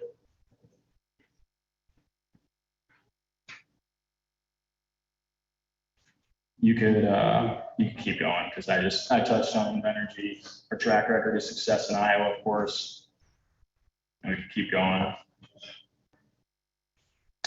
Wind energy impact. So we've invested $258 million just last year in the communities that we've hosted over, across the globe. And so we're really proud of that stat. Just going specifically into the project, or if you can just move the slide one more. Right, so in Page County, there's 28 potential turbine sites. We won't be able to add any. We won't be able to move any further than 300 feet with the current locations that we have here. We got 30,000 acres signed up in the county, and we've done a third-party economic report that shows that over $23 million in property taxes come to the county. We'll have also millions of those dollars to local school districts and around, and then not to even mention the landowner payments and the hundreds of jobs that will come to both Page and Fremont just during construction. That's a flood of construction workers within the restaurants and the hotels, gives an economic surplus, and then the approximately 7 permanent jobs during operations. So that's 7 new families come into the communities. It's been very worthwhile for that. So just wanted to, yeah, you can keep going, Corey. And so just wanted to nail home, we were able to fully, meet all the requirements of the ordinance per our application. We submitted the application in March 7th. We paid our check for that application fee. And then JD King, the zoning administrator, completed his review and approved our application from his standpoint on 5/30.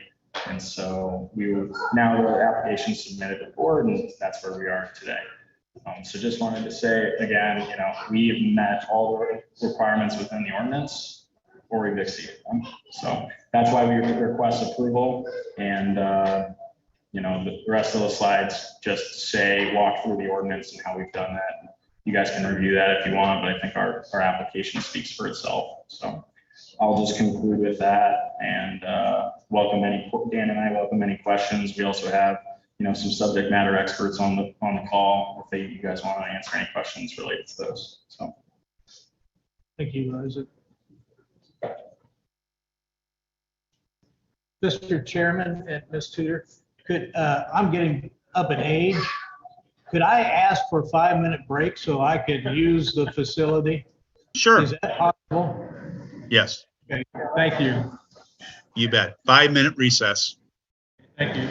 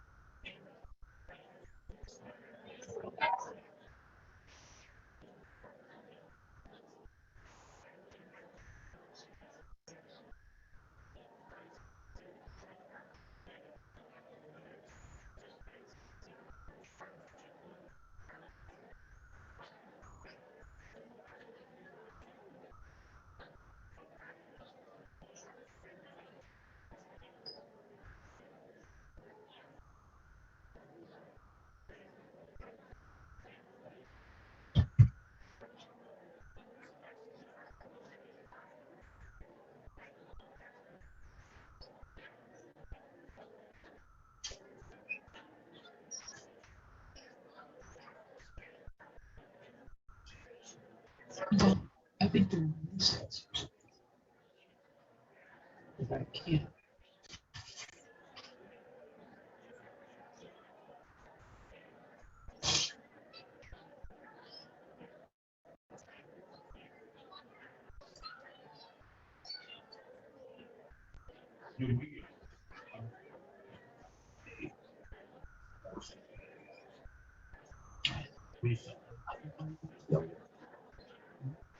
Bill there, I don't know.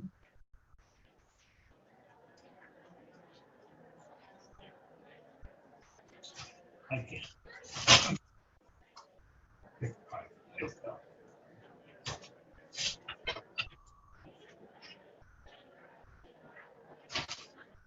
First delivery round, is that what you're talking about?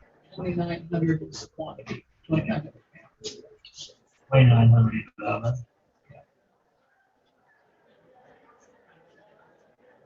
When does that have to be taken? I don't know, it depends on what it says on the contract. If we have some other stuff not too.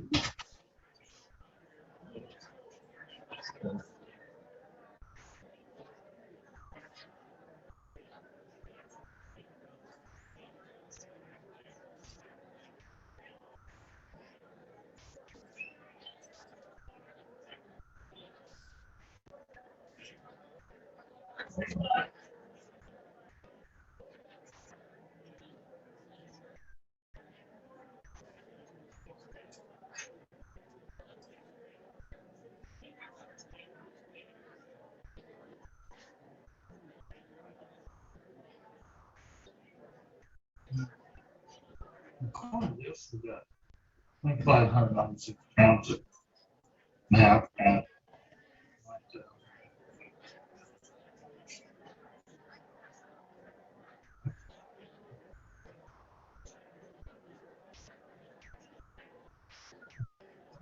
God.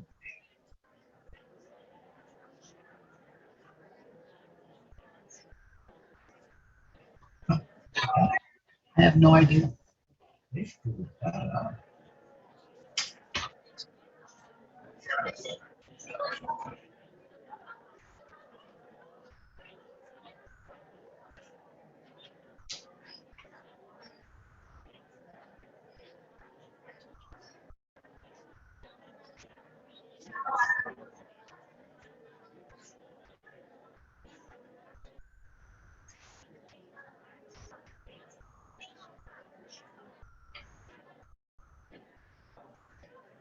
Well, there's the sheriff or one of the deputies anyway, Ryan back there.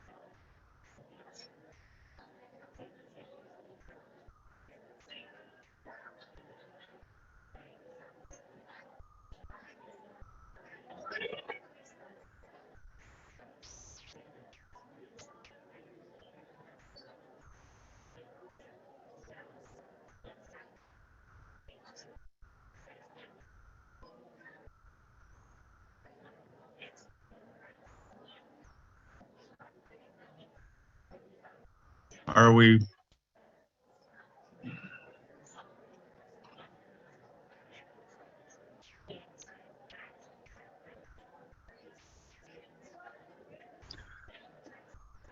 Are we getting everybody back in their spots?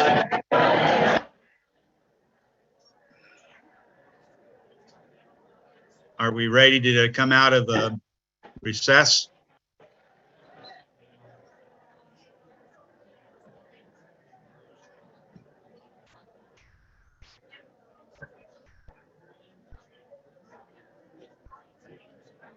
Yes.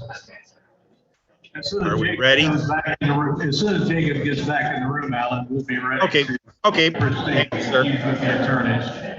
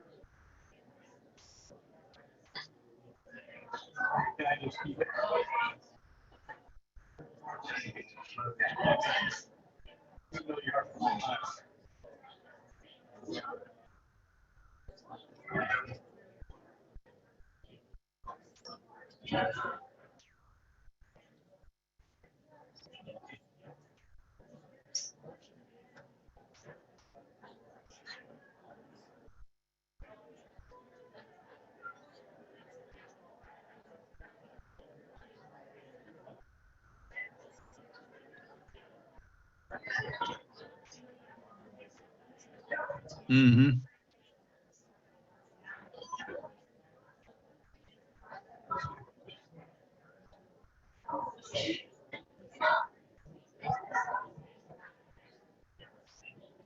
If we can get you back in your seat, I think everybody's back in the room. Okay.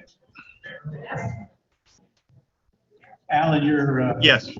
you're good to reconvene. Okay. We're going to exit recess at this time. So I believe we still had a few that would like to speak. Go ahead. Hi, Kim Tudor. Just a couple quick questions. If this does continue and come to a vote today, and it's passed with contingencies, are those contingencies similar to when Invenergy broke the road agreement? and then came back and negotiated what they would pay and counteroffered? Just a concern I have. And the counteroffer wasn't what the agreed amount was. Another question I had was the slide you showed, all this wonderful money coming into the county and all these great things. But I didn't see a slide on how many tax credits, what's the tax credit amount that Invenergy gets for putting these up in our county? And you also mentioned 7 families moving to Page County. And I thought I heard in Farragut, you said 4 to 7 families for the total project.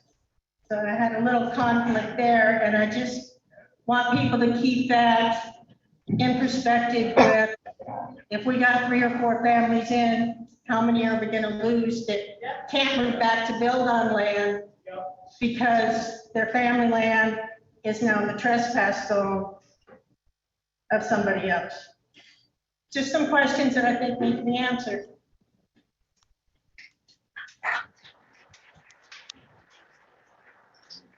I'm happy to answer those if you'd like. So there's a question about a road agreement, which I remember hearing about a few months ago, and I think that refers to the Contrail project that was recently constructed, mostly in Taylor County, but some in Page. And I asked our project manager about that because that's pretty serious. And his recollection, which I believe the county engineer confirmed, was that's not the case. There was a lot of other traffic on that road, not just us. We paid more than our share. We did not break the road. That's not true. So, We're supposed to be on the road. The road is not supposed to be used. Is that correct, Chuck? I think they never turned the volume up.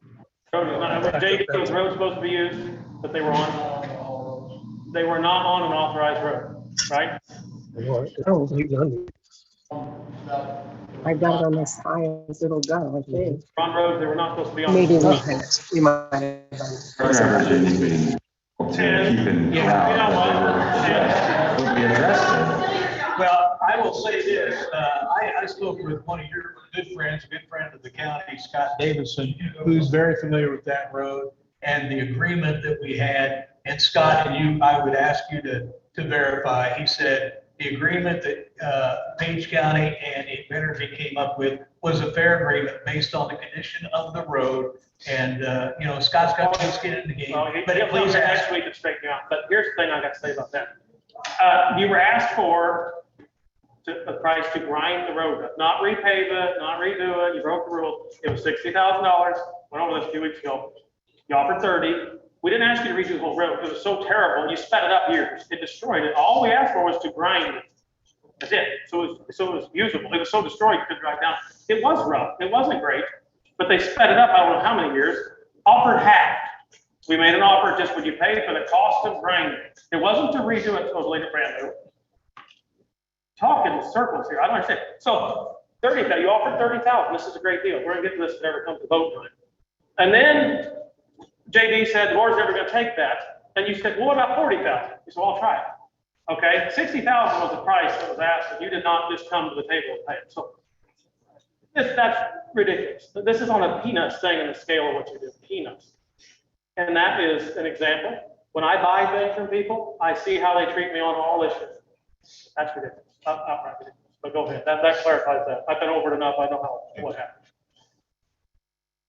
Again, my understanding was there are other people using the road as well, and I understood that we met more than our share of what was the expected impact. There's tax credits available for wind energy, as there are for all forms of energy, different tax credits, not exactly the same. I don't have the exact amount, good question. And our prediction was 7 permanent O&M technician jobs, and it is not possible to predict exactly where they will live. Maybe we'll see. Thank you. We have online a Jordan Oster that would like to speak at this time. Thank you. Good afternoon. This is Jordan Oster. I'm the Energy Outreach Manager with the Iowa Environmental Council. We are a nonprofit organization representing a statewide coalition of organizations and Iowans who work for a safe, healthy environment and sustainable future for our state. Our organization is the author of a guide for local decision makers titled Successful County Wind Siting Practices in Iowa, in which we have reviewed renewable siting best practices from counties across the state. The Iowa Environmental Council believes it is important for counties presented with the opportunity for wind development to have a well-drafted ordinance in place, as Page County currently does. A good ordinance preserves the interests of the county and its residents while enabling developers to build workable, cost-effective projects. IEC commends Page County for having a wind ordinance that is consistent with standard siting practices and utilizes best practices that seek to balance multiple interests. Our organization supports the expansion of renewable energy projects, but in a way that benefits the communities where they are located. Wind projects benefit counties and residents through increased tax revenue and benefit the county residents that voluntarily agree to host a turbine through lease payments. And of course, clean energy benefits all Iowans with pollution-free, affordable power. As you consider the proposed project, IEC encourages you to make your decision consistent with your wind ordinance. Thank you. Thank you. Thanks, Jordan.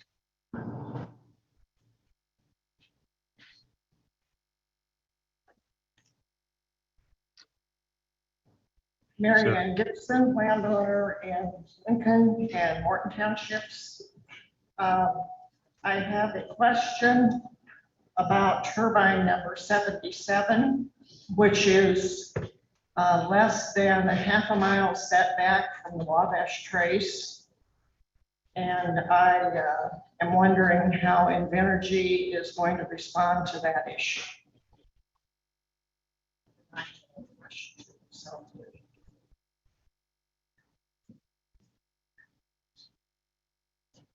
So questions about wind turbine number 77, which is located approximately a quarter mile from the Wabash Trace Trail. The ordinance specifies certain Page County Conservation Board parks that turbines are to be set back from, and this is not listed.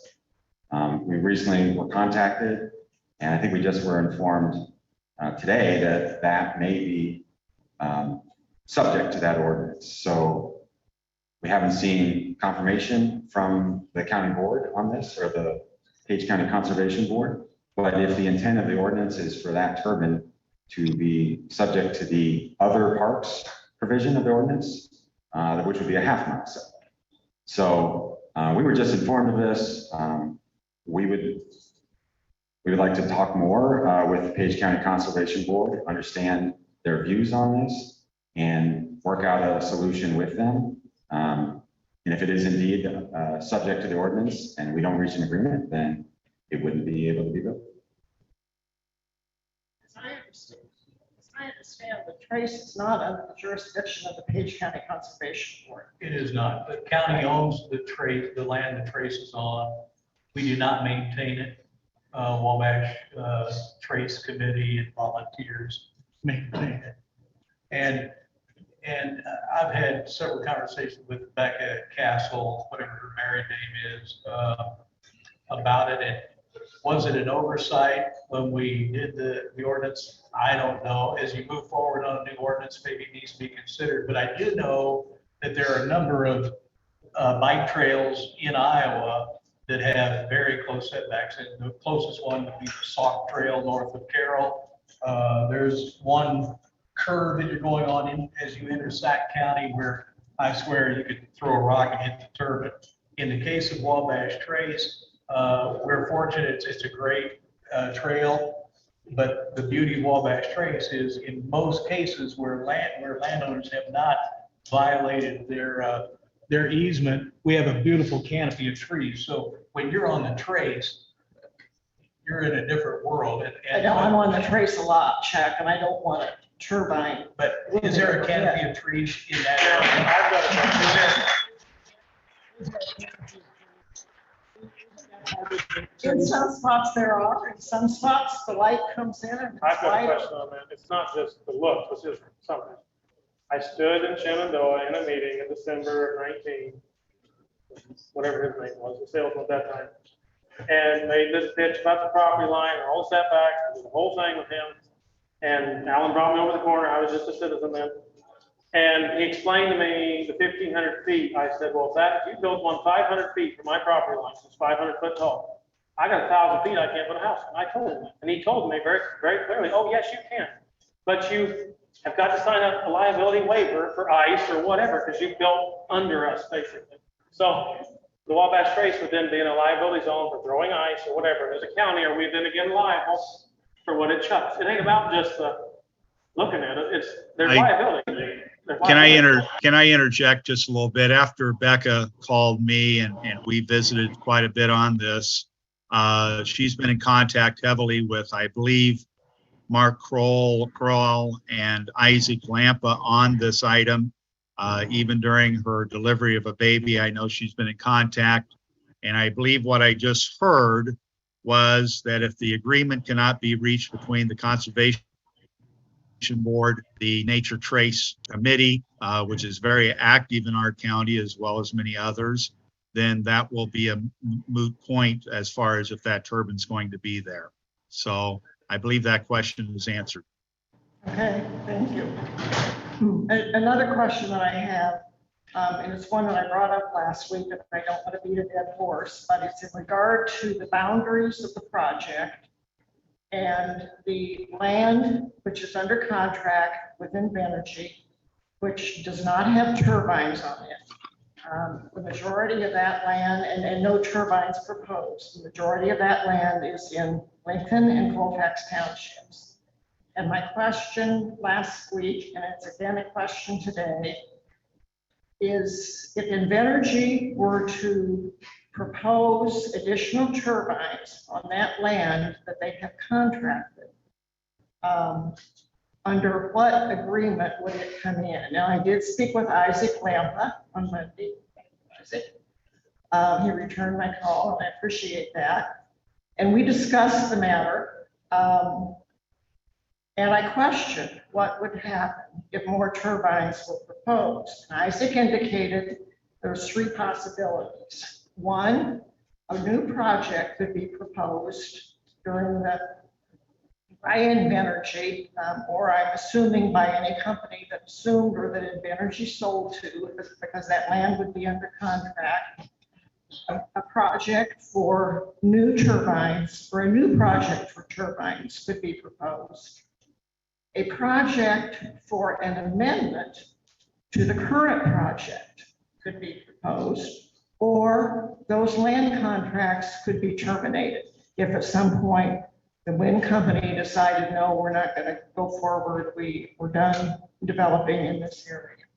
So my question is, if Invenergy or whoever they might sell to were to come to the board with a proposal for additional turbines on those lands that are contracted, would the amendment, if they came and asked for an amendment to their current proposal, would that amendment come under the current ordinance, or would it come under a new ordinance if the county makes a decision to develop a new ordinance? That's a great question. I would ask Carl for a little help on that, because it's my understanding, and I don't want to tell you something wrong, that it would take another application process. Totally. I don't think there's any, yes, they could ask for an amendment, but it's basically another application. They would have to present the turbines. The board would have to approve that. Another wise decision, I think, would be draw that blue line, like I forget who said that, Sherry or something, down Hackberry or whatever, just make a line there would be the, if we're gonna, I think we should pause this anyway, that'd be another thing I'd recommend to the people doing the plan. Fix the line, adjust it over where it matters, that doesn't matter anyway. If you want to come back someday, draw a new square. That would be the wise thing to do. It looks very concerning, especially considering all we've been through with them, to have that go so far east. I understand the point. Well, I guess my question is, okay, let's assume that the ordinance is going to be changed or modified, okay? Right now, there's a moratorium on any project. Right. And if the county decides to start the process up again and look at developing a moratorium with hopefully good citizen input, and 3 hearings on it and all that sort of thing, and adopted a new ordinance. And then the wind company comes and says, well, we want to expand. We want to put more turbines because we have these lands under contract, and this boundary line is what we agreed to at the time of this proposal. If new turbines were proposed, and they say they want to do it as an amendment, not as a new project, but as amendment to this current application, what would happen? It's very concerning, and it's also,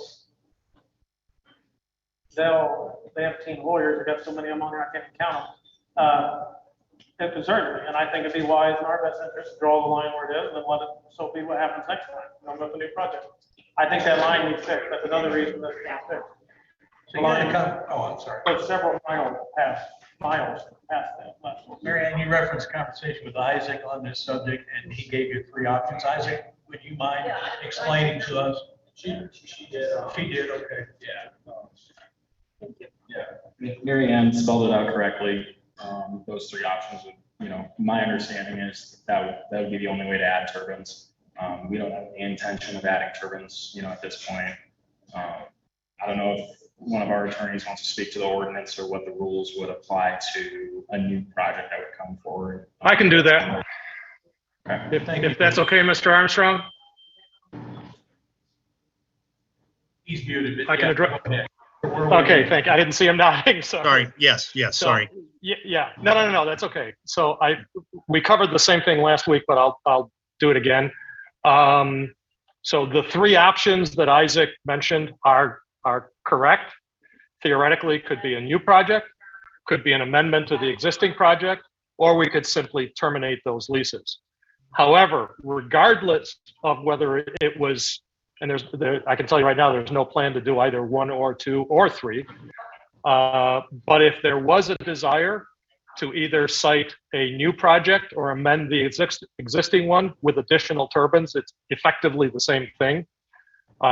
Given that the county has already indicated an intention to amend its ordinance, that new or amended project would be subject to the ordinance that was in effect at the time the application was filed. But again, to reiterate, because I know that the lady who's been speaking has been very concerned about us somehow because we have more land, somehow trying to add turbines under this existing project. That can't happen. Assuming we're fortunate enough to get your approval, you're only approving what's before you. You can't approve some hypothetical future project that we're not asking you for. And we would have to get a permit for that hypothetical new project under whatever the ordinance said at that time. Hope that clarifies it. Thank you. The blue box being adjusted will make everybody feel better, I think. That'd be a pretty simple thing to do. That's not going to happen. Can I get clarification on that? Did you say the project would be subject to the ordinance at the moment what the ordinance was at the time it was approved? It would be any new hypothetical project, because that's what we're talking about here. We're not talking about the project that's currently before the board. If we're talking about some hypothetical project at some hypothetical time in the future, it would be subject to whatever hypothetical ordinance was in effect at the time that hypothetical application was filed. Earlier you said, I thought you had said when it was voted for approval. I'm sorry, I didn't hear that. When you gave your answer, I thought you said it was subject to when it was voted into approval. It would be subject to whatever ordinance was in effect at the time any such hypothetical application was filed, at some hypothetical time in the future.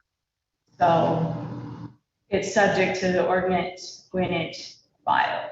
Now, I remember when you were getting ready to submit your project here a few months ago, I said, maybe we should wait and adjust our ordinance.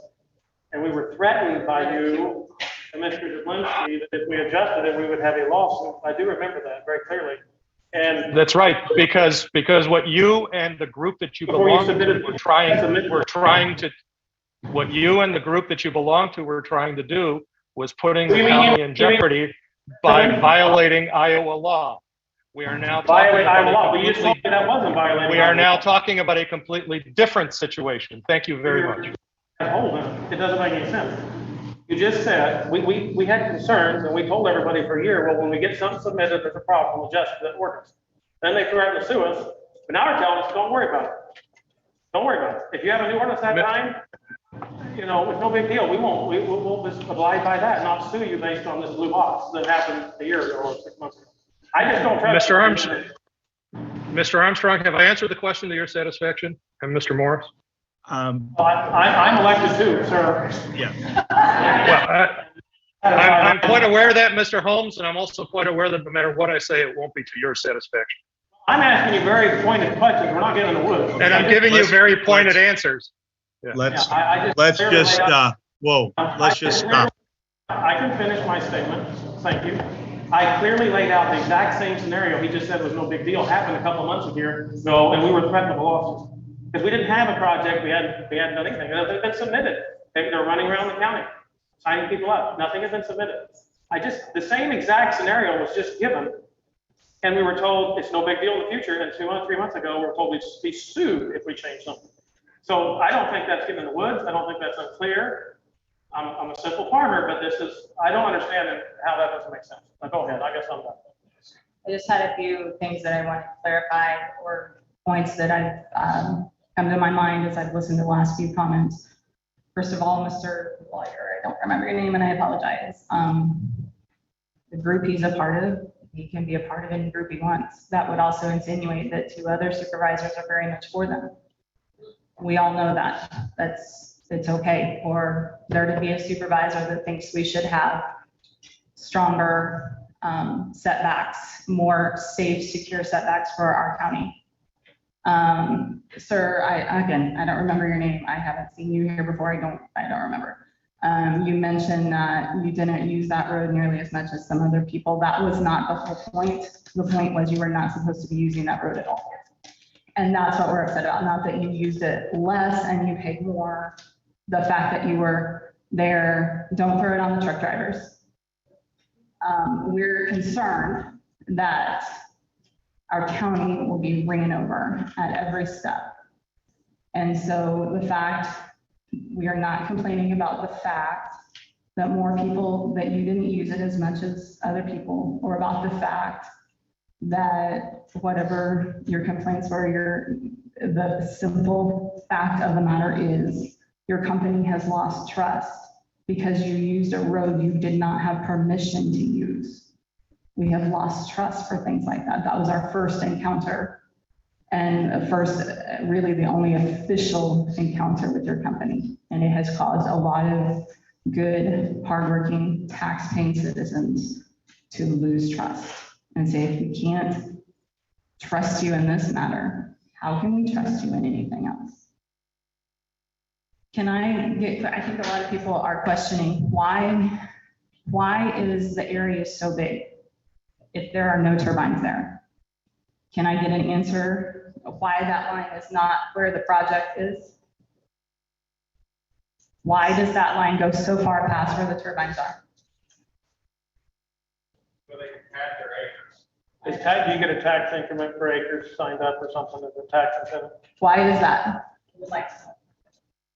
My name is Dan, by the way, but yeah, I think it was a carryover. So when we start planning a project, we draw a boundary of where it might go and talk to landowners, begin our environmental studies, et cetera.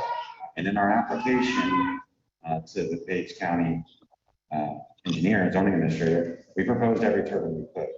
We could have shrink wrapped, if you will, the boundary, but we didn't.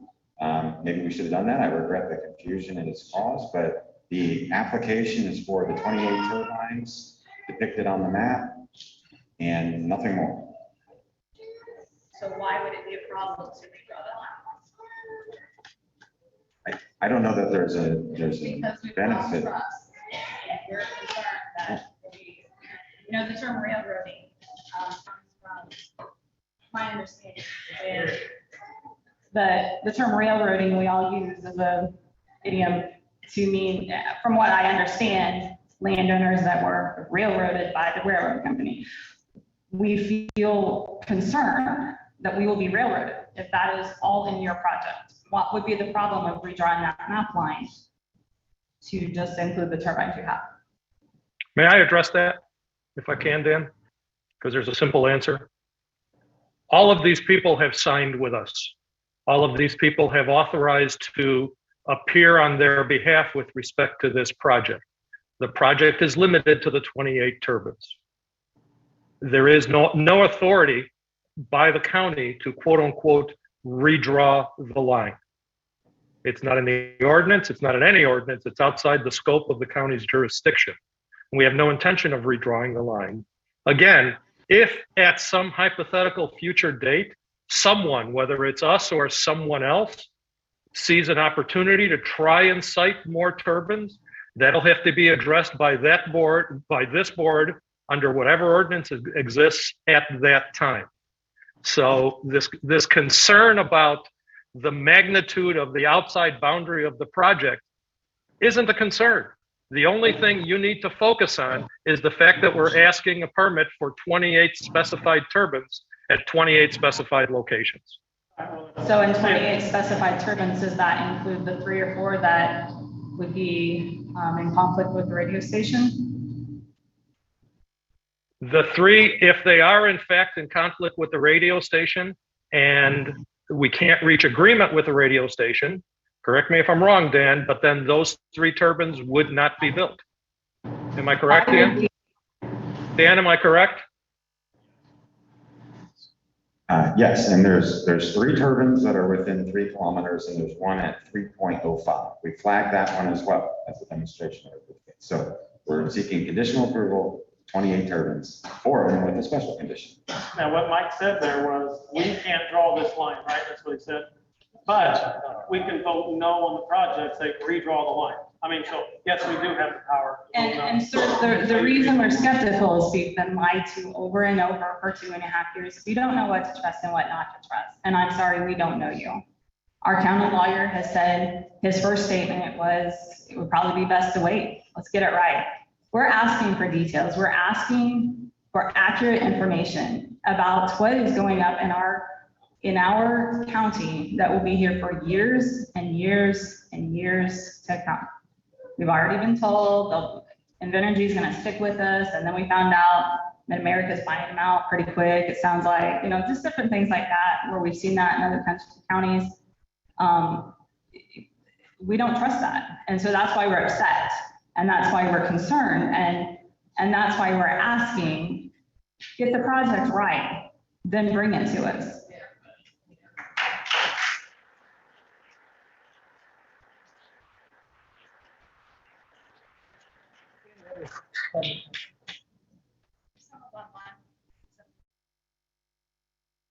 Hi, Sherry Hunter again. I do have it on record that when the gentleman first came to present that they didn't have a project completed yet, but that it would be completed within a month, they did say that they plan to add to it. I have it on record. Okay, maybe they've changed their mind. Not much fun to be here, I'm sure. Another thing I wanted to ask Isaac Lampa, no due respect, but have you figured out whether we're in West Page County or East Page County? Because we were told several times that Eastern Page County and Western Fremont County is where this project was.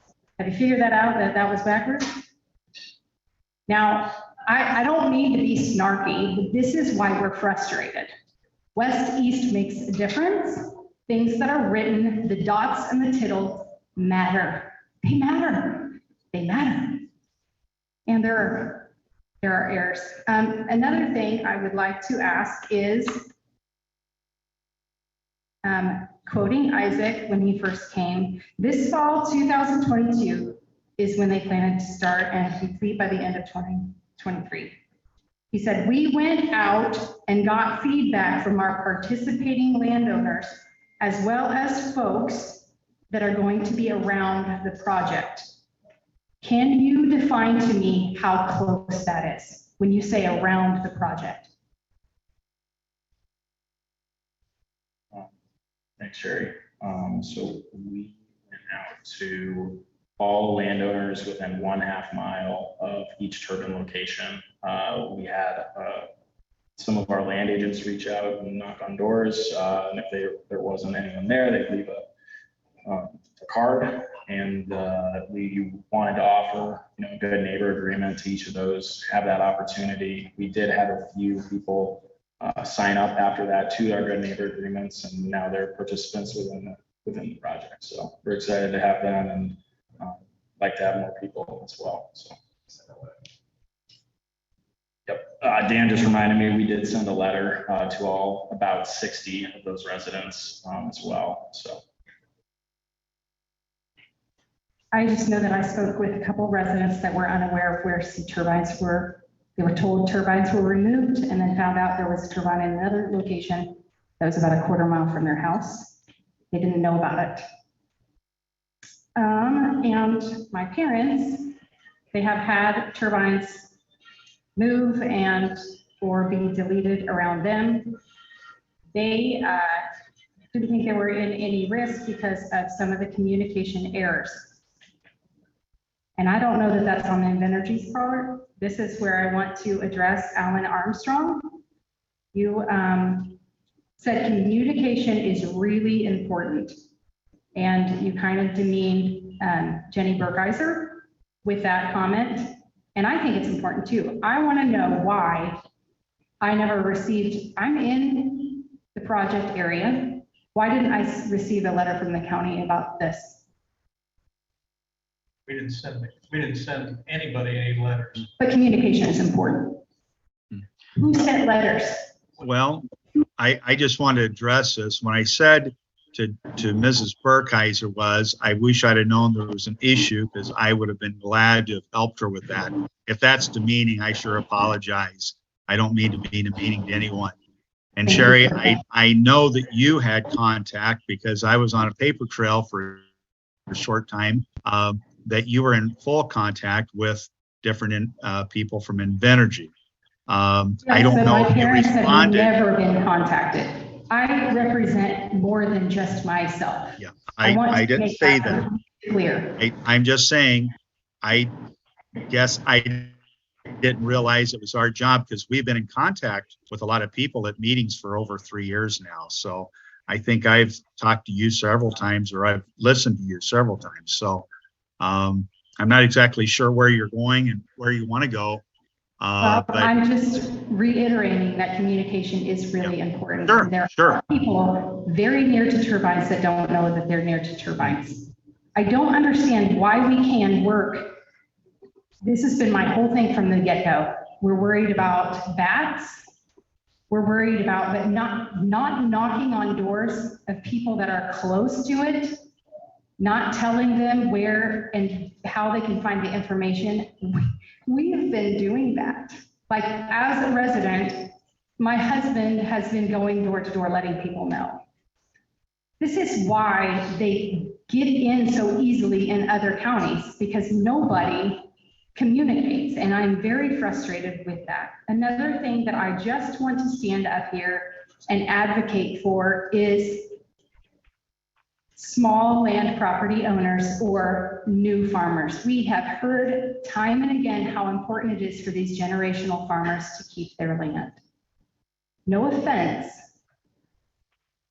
but I wasn't born with a farm. We worked for it. We took out loans. And I'm not against generational farmers, but some people want to keep the land they worked for instead that were born into that land. And we feel like our property is an absolute godsend and a miracle to us. We love it. And though we've been told by the energy companies that we're just a molehill, that molehill is very important to us. And I'm tired of the disrespect we have when we're small people. And I am so tired, whoever that is from the coalition from Iowa. First off, this energy is going to Chicago. We all know that. So we don't have to be like, oh, Iowa's going to benefit. Second off, I'm tired of hearing the argument that the only people that matter are generational farmers. Listen, I've looked at the list. These generational farmers aren't farming their land. A lot of them live in Omaha. The guy by us has somebody else. I even know who farms his property. He was promised turbines and he's not getting to get them because somebody didn't sign up their land. And another thing I wanted to address is last week, there was a gal that got up and spoke, and then she was condemned for saying things that were hearsay that I know she heard from me. And I just want to say this, Alan, it was not hearsay. What I had told her, I just simply said, look at the map, look at the turbines that were deleted, because I was very offended that Invenergy told KMA that those turbines were moved to help some special concerns of the residents. And that specifically affects me because I have a specifically special child. And it was not those reasons why they moved those turbines. That's what I said.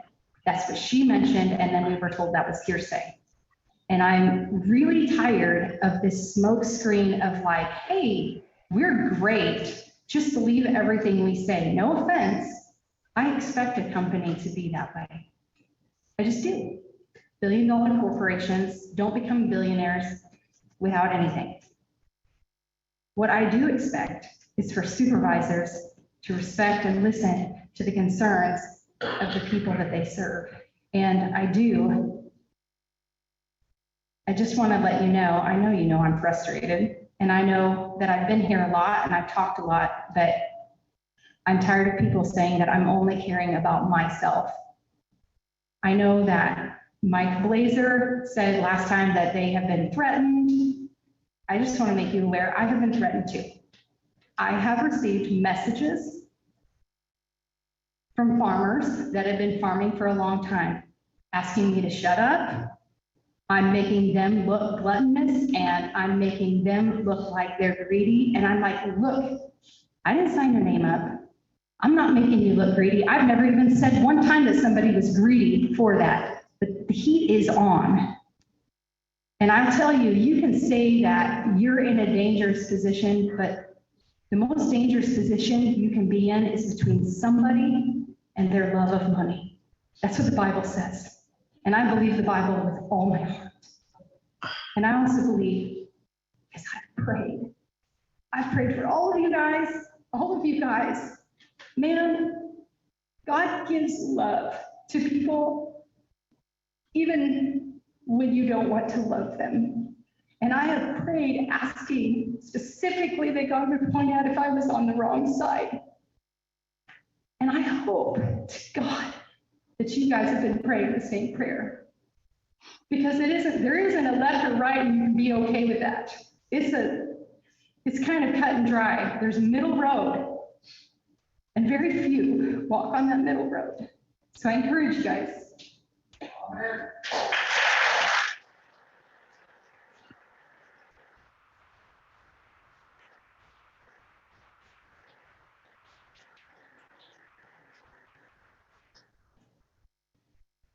I sat here a lot longer than I thought I would, because I really wasn't aware of a lot of the situations, even though I've lived with some of this stuff for years. What I'd like to do is say, I think we've lost focus, and it's very telling. I don't know who said that the only focus are those 28 turbines. That's not the focus, guys. The focus is you have a company that wants to do business with you. Are they trustworthy? If you were in a court of law, there have been enough witnesses already and enough circumstantial evidence to say no, which means my opinion, and I think everybody else here, is that you need to delay this vote until this company can get their act together, give you an actual proposal, because you see, the problem with our country is we're not doing business very well. We don't understand how to do that. We used to. And now we're just willing to say, well, I guess if that's what you said, I'll accept it. Well, we've accepted that too long. So I think we need our focus back. And I think the only logical, moral thing to do today is say, delay it until you have the truth. And you have everything on paper.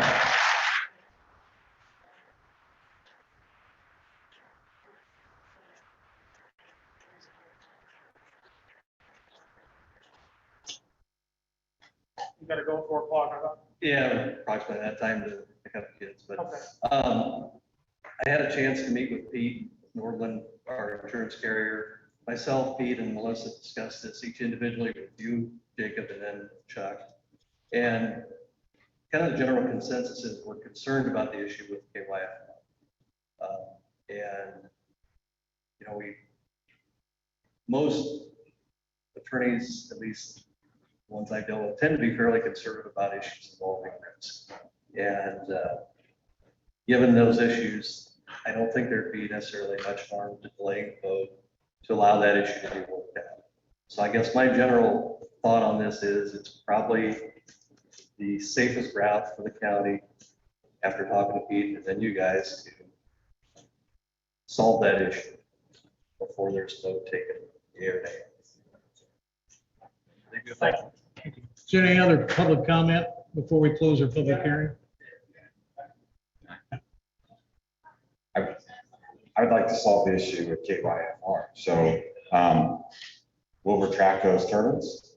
We decide we can reach an agreement with them. We'll bring them back at a later time if we can with the ordinance. So consider those out of our application. And we request a vote on the balance of the project, please. Thank you. Ashley Bearhorse. I was born and raised here. My mom and dad were born and raised here. We've been citizens of Page County our whole lives. Yes. Oh, I'm sorry. I am Ashley Yurkowski. And I moved my husband here that has stood up for this county for what reason I really don't know, but he has. Ryan, could you please address, did Isaac Lampa just lie again today to us? What, did he contact you?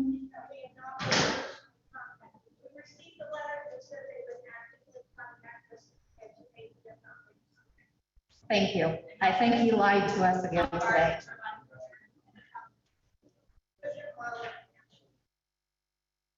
So have you ever contacted her? So you did receive a letter? Okay, so she was on our list to contact and we sent a letter to her. We had our agents, knock on each of those doors. Did you ever get a door knock? And we left door knockers there as well. That's all I can say is that's what we did. Okay. So.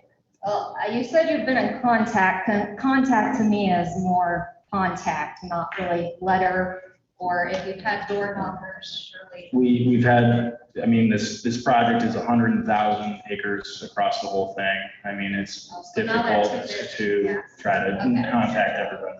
Okay, so now they've been too busy to contact everybody. It's not that many homes. Okay. Not 100,000 homes, but I'm just saying. It's not But 100,000. she's saying you didn't contact. Now the acres just increased. I'm just trying to prove a point here that nothing they stand up here and say is honest and fact. Chuck and Alan, all I have heard for, it'll be 3 years in October that me and my husband have been coming to these meetings. And all I've heard is bring us facts. Bring us facts. Have you heard any facts? I have not heard any facts. I have heard hypothetically, even from the lawyer, there is no facts. Now, if I stood here and told you hypothetically, you would shut me down. You would tell me that I don't have any facts, you don't want to listen anymore because there's no facts coming out of my mouth. But why do we keep listening to these people? Why are you smirking? I've never shut you down. That's crazy. I've never shut you down. You've tried, but you're right. I've never shut you down. You tried. Oh, yeah, I've tried. If I tried to shut you down, you've been shut down. I'll test. I know. You want to know how you tried, Chuck? Let's get into it, guys. January 2021, this man right here and Jake McGargle came after my husband and tried to take my husband's job. That is how he tried to shut me down.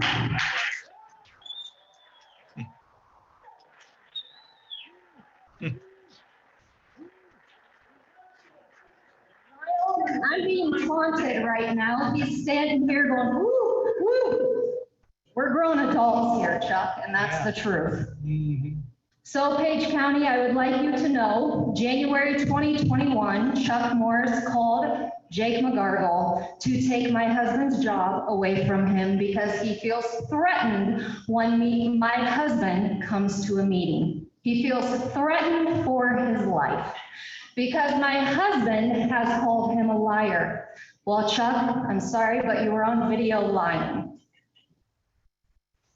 And so we had to involve it into a lawsuit. We got a lawyer because you came after my family. That lawyer, we asked for no money. We asked for you to give a public apology, and you would not do it.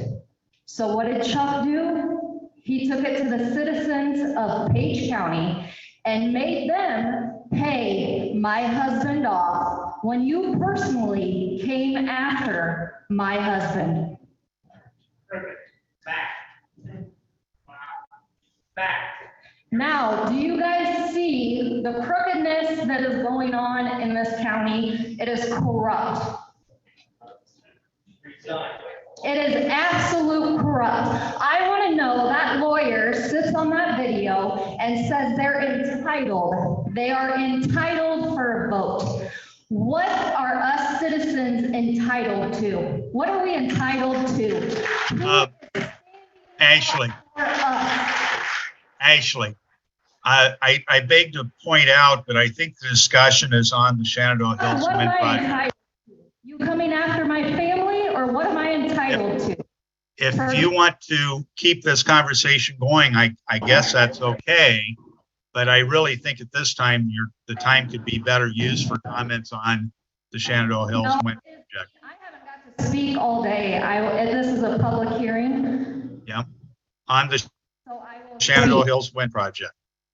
That's right, and this has to do with the Shenandoah Wind Hills Project because you came after my husband for standing up here and disagreeing with your wind ordinance.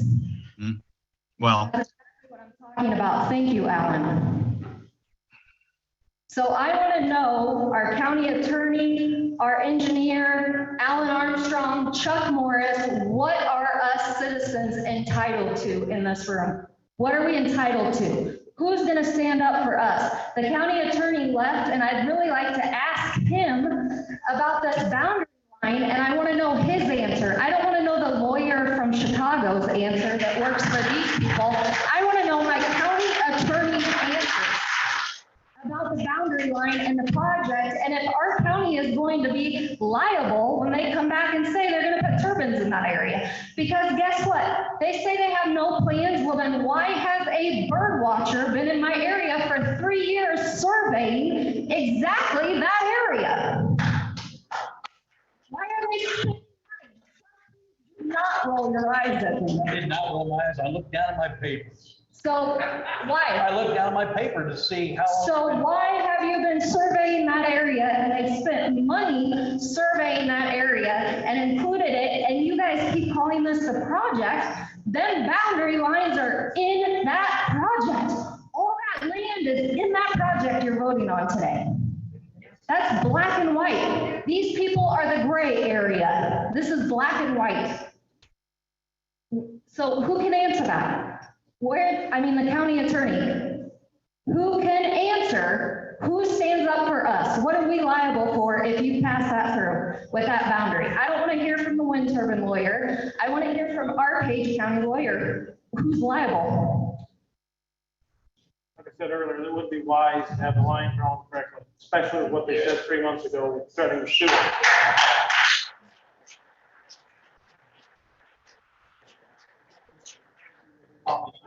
Every question that is asked, I said this before, you guys do not answer. And Alan, this poor Jenny that comes up here, he says, well, this has been going on for 3 years, you should have known. Well, Alan, this has been going on for 3 years. Ashley. In the ordinance to be able to get. Ashley, I don't know where you got the 3-year story at. I guess we'll have to play back the tape, but I really think that's getting a little bit overboard there, Ashley. Well, Alan, your answers are always, well, I don't know what answer you're looking for. That's how you answer every question. No comment. No, I guess if you want to comment on the line issue, if that is so important to everybody, I guess I would feel differently, but I'm not sure that it is important to all of us that are making this decision today. I don't see any reason to doubt it. I know that there cannot be any future projects unless we have them presented, we have them looked at, and that would have to be well after the moratorium is lifted anyway. So this blue box, Alan. This blue box is the project. The moratorium does not apply to this blue box, is that correct? Yes, it does. It does too, because you cannot have any new wind turbines. Not, of course, yeah, the wind turbine attorney, that is not what he said if you've been listening. And I'm sorry, but you guys talk about respect, you talk about bullying. I just gave how Chuck has bullied me and my family. You guys are the biggest bullies. You guys are the biggest disrespect that you can't even come here, Alan, and show your face, nor can you even on that computer screen show your face. You talk about disrespect. I mean, let's see your face. You're an elected supervisor. Let's see your face. Nobody in this county, besides Mr. Holmes that we have voted in, seems to be here working for the people. And the wind turbine guy says whatever group he's with, well, you two that are with NV Energy over here, you know them all by their first name. Maybe we should talk about that.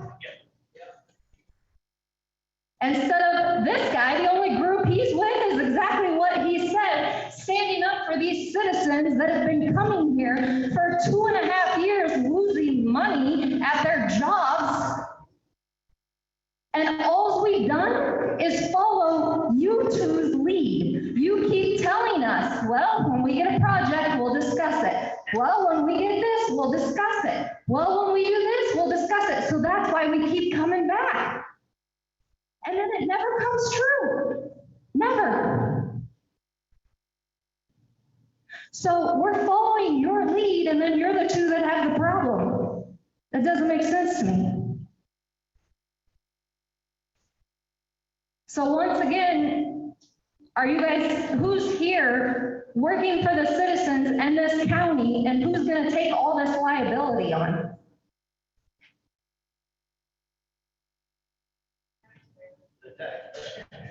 Obviously, because it's a dead silence. We're all the ones that are losing here. These guys that keep talking, they don't live here. They're never going to live here. They don't care about us. They give two hoots what's going on. That county attorney up there that calls us bullies, he doesn't care.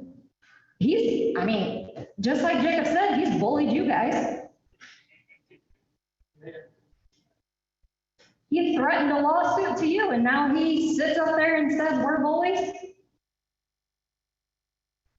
I'm so sick of the deafening sound, crickets up here, and watching even our county attorney over there playing on his cell phone. I don't know what he was doing, hopefully looking up information.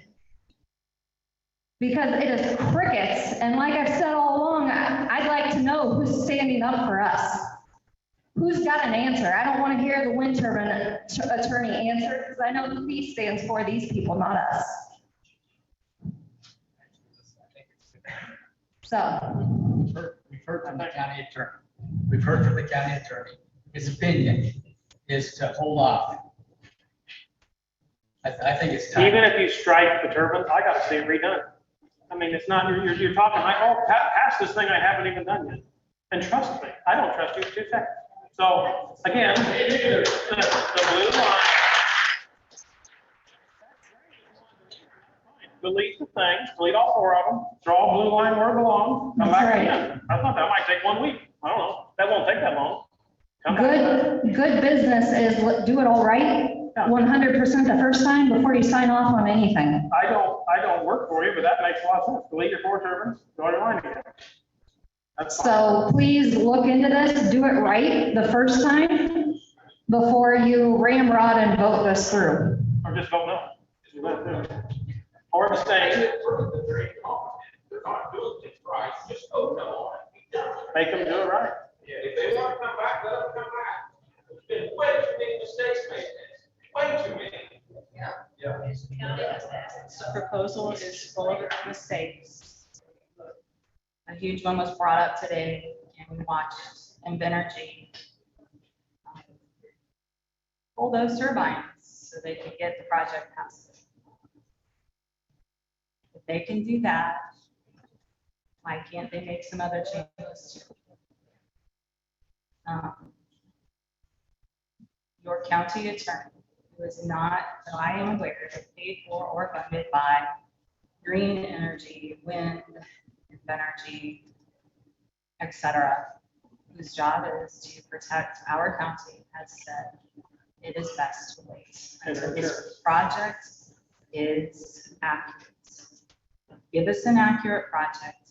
Give us the details of the project in specifications, not with this stipulation and that stipulation, not with hotel rooms already booked for all the jobs that will come into Lorinda, which, by the way, you don't need hotel rooms booked for local jobs, except, the people that clean the hotel rooms and stuff. And the hotels, yeah, we'll get some funds from that.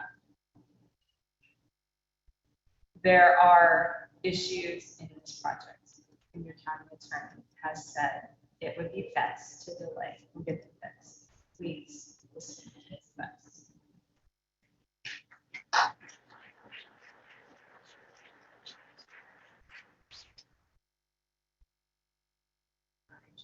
Jeannie Ellison. I just have a quick question. I've been wondering, if you have the gentleman here, that did you say how many projects you've been involved in?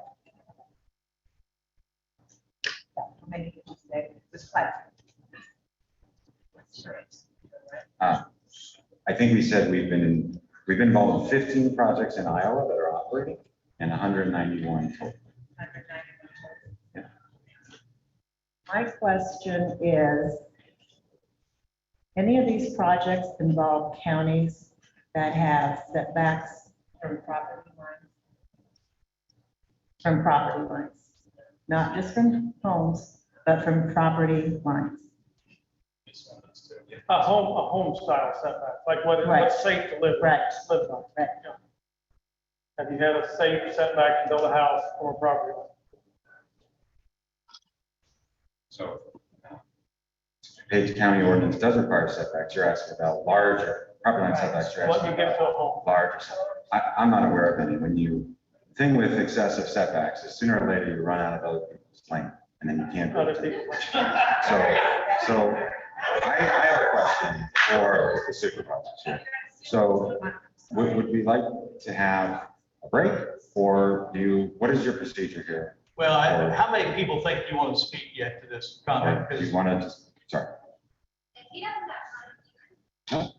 Well, I mean, because we could go on until 10 o'clock if you wish, and we will, but I just. Are we going to go against the county attorney? Well, I guess I got a question. I'm going to ask for a vote and get it on the record, so I'll just tell you right now, and then you can speak to it. I just want to make a comment about Invenergy, and I know you people, many of you are disappointed with what's happened from your perspective of Invenergy. I would ask you to talk with the good folks in Atchison County. I spent a half hour with the chairman of the supervisors, their commission, Kurt Livengood.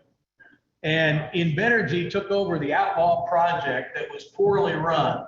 There was a developer, and I don't remember the name, that they abandoned it, and Invenergy bought it. The previous developer had problems cutting through terraces. They made a mess, created a lot of angry landowners, as I understand it. Kurt Livengood, and I'd encourage you to call him. They meet every Tuesday and Thursday. He said that Invenergy has done everything that they have asked them to do.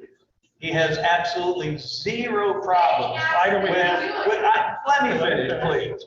So my point in that is we all come to the discussion, all of us come with a bias, and we can seek what we want. We can find information to justify our bias.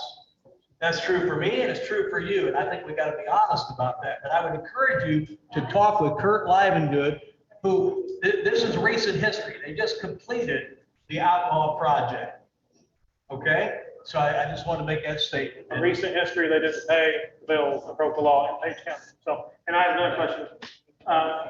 I was heard there was a few weeks ago in our orange folder a paper about FCC or FAA or some kind of a document that Alan's checking into.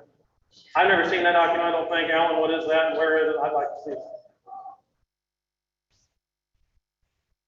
Oh, sorry. I don't have it. I pass it on to you and Chuck that day, Jacob. I don't know I guess where it's at now. Did you see it? No, I did not. Do you remember what it was or something? I don't have full knowledge of what all it said. I guess One letter from the FAA. Need to look at that. From the FAA? Well, or I don't, it might have been SE. I don't remember. That's been a couple of weeks ago. Approximately a couple of weeks ago? And the last 2 weeks. Remember, I just want to make sure it has nothing to do with this. It would be filed downstairs, I would guess.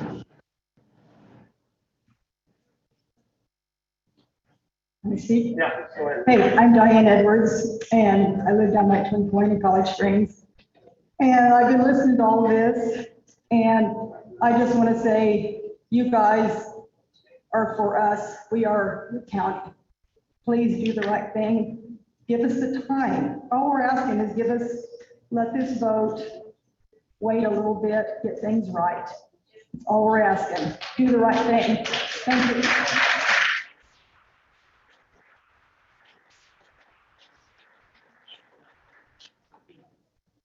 And I wanted to add, Mr. March, yes, yes, you can find information to support your bias. There is example after example after example after example after example of lawsuits against Invenergy where they have been inaccurate and not forthwith and fill in the blank. What we know as a county, they were on a road they were not supposed to be on. They lied to us. I don't remember if that was the January or February meeting. I could go dig through it and find it precisely, but they said that they had, I believe it was February, that they said they had gone door to door to every resident in the footprint. And so a few of us citizens took it upon ourselves to make sure that was accurate and that our neighbors did know. I don't remember exactly. My husband and I took a township. We did not make it to every door, but we spoke with between 25 and 35 residents who we found at home that were very, very, very close to turbines and not signed up for turbines that had not been contacted. Those are specific lies, specific inaccuracies that our county has dealt with this company. So yes, we can find information out there from Atchison County to support them. We can, when Atchison County came to them to fix a problem, we can find information from other counties where the counties or the residents have lawsuits with them. But the fact of the matter is we have examples here in our county where we have been lied to. Thank you. And at this time, I don't mean to shorten up anybody, but is there anyone that hasn't spoken first that would go ahead and like to? And that way we can keep everybody, give everybody a chance to speak.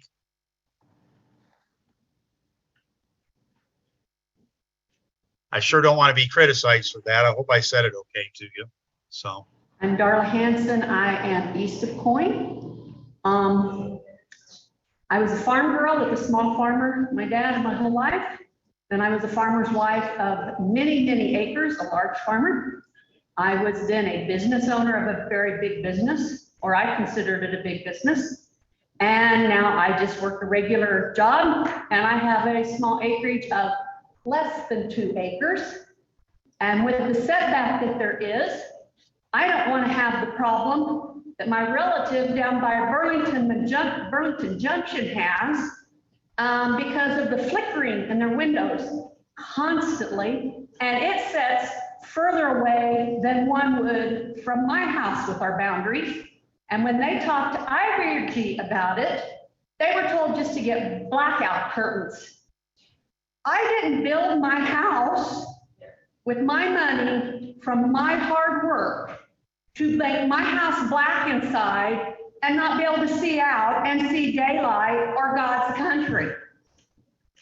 So I'm asking that, yes, you don't vote on this today until you get the small acreage owners such as me a fair setback so I can still live in my home. As far as contacting Mr. Livengood in Atchison County, go talk to some of the private residents, Chuck. I have relatives who live there, and they're having health issues now. So with that statement, I'm going on record today. I have no known health issues, and they're all having them now since the turbines went up. If I start having health issues, are you going to pay for my bills? Probably not. And I'm self-insured. I don't have any other way to do it. Is the county then going to come out and have benefits for me? I don't want that. I think this needs looked at further into for the health of the people, not just bats and eagles and livestock and that type of thing. We're human beings. Third, this is the 3rd time I've asked this question and nobody's answered it yet. One was at the last meeting I went to, and I don't remember where it was because I work. And yeah, thankfully my boss let me have the afternoon off, which is a miracle, as busy as we are. And I'm the only employee in that office. And then I sent emails to the 3 of you a couple nights ago. And the one question was, I've had 3 tornadoes where I live. Each one was worse. And the last one, as you recall, in Page County, took out all those light poles, those massive double light poles that run through the farm ground. You know what I'm talking about? And it took them weeks and weeks to restore all those. And the light company was liable to do that and clean it up in that farmer's field. I want to know if a tornado comes through there again, which is probably very probable since I've had 3 in 20 years, who will clean up the damages in the fields from these turbines that you can't prevent, because nobody can prevent what God's power is. And who will pay for the damages on my property? Because I called my insurance company. And right now they said they're looking into that matter because the wind companies aren't stepping up to pay for it. And they don't feel they're liable for it, particularly if it's not on my property. I'm less than 2 acres. If one of those goes through my house because of a tornado, then I'm just out my money and, oh, well, too bad, girl. I don't think any of that's been thought of. We live in tornado country, people. I think the energy company needs to address this, and it needs to be in writing. And lastly, my name is Darla Hanson. I haven't been a Paragon for 6 months, and everything keeps coming addressed to my house as Darla Paragon. And yes, I got one of those letters, Isaac, okay? And yes, I live on the other side of Coin, where I'm still in the mapping, but there's no turbine. And it said I would be contacted. No, I have cameras on my property. Nobody's been to my door. So don't state you've been contacting people, because not everybody's been contacted. I have a way with my cameras to know that. And I do agree. I really think with what has come abroad today, for we, the people of the county, the taxpayers, you really need to hold off and make this be done right. When I built my home, I didn't sign a contract until every detail was worked out with the way we wanted it to be done. And I don't think we're getting that in this contract. As a business person and owning a business, we never sign contracts without it being detailed and our lawyer's advisement. Our Page County attorney has said today, he advises we wait. And what is a week to 2 weeks when he just stated, we're willing to say today, if they'll agree with us at the radio station, well, gee, that didn't even take all afternoon to get that agreement. So what is the hurry of waiting a week or two to then do the vote? I think we need to listen to our legal counsel. And my husband's ready to move down here. He has become a citizen of Page County, a resident, but he has not quit his job now where he works up by Harlan because we're waiting to see what's going to happen. Because if I'm going to have one right on top of my home and it starts affecting my health, do you think I'm going to stay there? No, you're going to lose not one but 2 residents, and he's already become a resident here. I don't think having maybe 7 permanent residents equals how many may move out. And we're seeing that in some of the other counties. And I know 5 families personally in 3 different counties, between the 3 counties, 5 families have moved out because of their situation with turbines. So I'm just asking you today, just don't rush this. Rushing is never a good thing just because they're saying we need it today. Thank you. Mr. Chairman, if I may. Yes. Obviously, we're having, several people have spoken several times. I know you'd said we could go till 10, but I'm not sure that would actually get anyone very much at this point. But the question came up about what the board owes, and frankly, what the board owes the citizens in the room, the citizens who have signed agreements for the land, people for, people against, and Invenergy is the applicant, is that you follow the ordinance that you passed. There is a lot of discussion at a policy level. Those policy decisions were made when the ordinance was passed, and we and everyone else are entitled to rely on that. The zoning administrator has confirmed that the application is in conformity with that ordinance. A lot of the questions, people keep saying, well, we want facts. There are literally hundreds of pages of answers to the relevant questions that the ordinance asks in that application.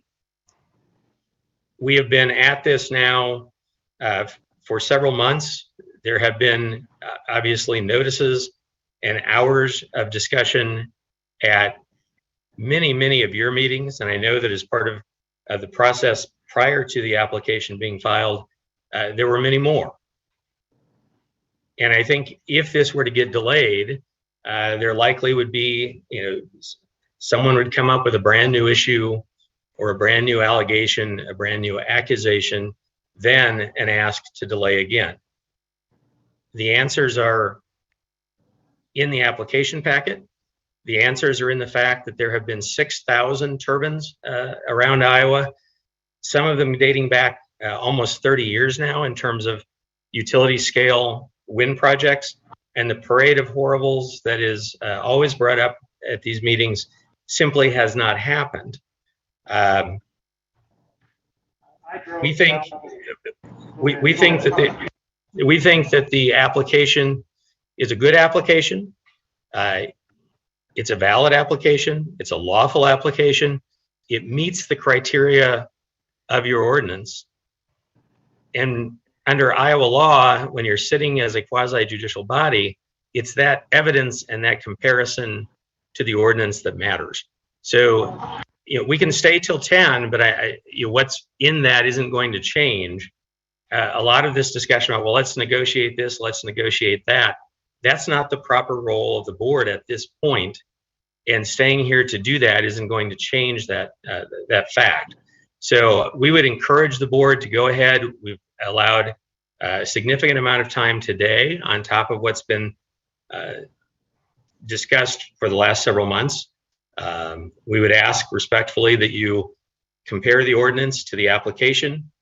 We've agreed that we can drop the 3 turbines that are around the radio transmitter.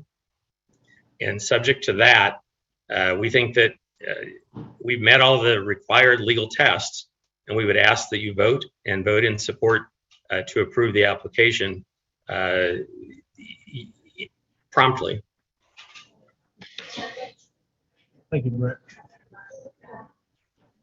Yes, Mary. Mary Ryan, Coyne, Iowa. And I know I exercised my freedom of speech last week and spoke to you for 5 minutes. And I know you weren't listening, let alone remember what I said.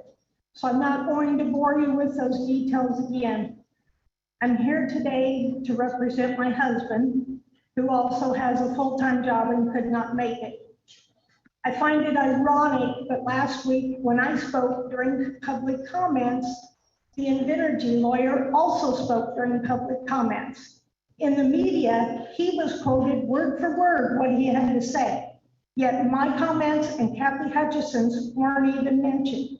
Why is the media so one-sided against us?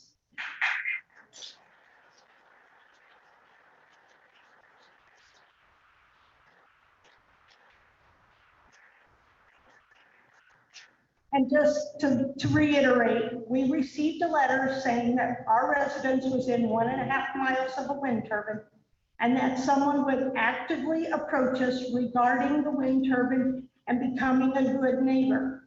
Today, despite their claims, we have not been contacted. And these are the words of my husband. I'm a lifetime resident of Page County. We live west of Coyne in what is called the footprint of the proposed industrial turbine site. Footprint is a fitting name since Invenergy likes to come and stomp on the rights of the people living there.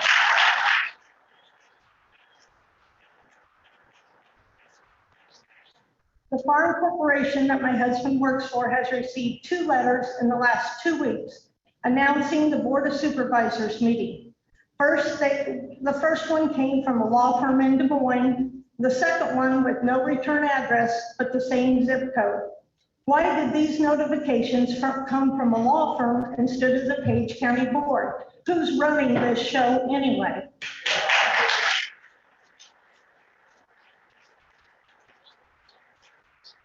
Invenergy claims to have worked on this project for years. Then they dumped this massive bundle of paperwork onto JB, and my husband met with JB. And they expected him to get through it in a matter of a few weeks while he's still doing his other duties, to the point of where he was working on the project over Memorial Weekend. I imagine he was being pressured to hurry up and get it done. Something this important should not be rushed. Page County has been in existence for 175 years without industrial wind turbines. I believe it will survive a few more weeks or months to thoroughly examine this permit application, perhaps with an independent engineering or environmental group, whatever it takes. What you and the board are going to decide on today will leave a scar on this county forever. And I just want to address, as I did last week, the money aspect. And I understand money. I'm a bookkeeper, and I have a full-time job, and I have a couple jobs on the side to make ends meet. I understand the money and the dollar signs look great, improvements to the school and the roads. But what you never consider is the cost of that money. You're talking about our home, our lives, and our landscape, and so much more, and it's just not worth it. So please postpone this vote. Thank you.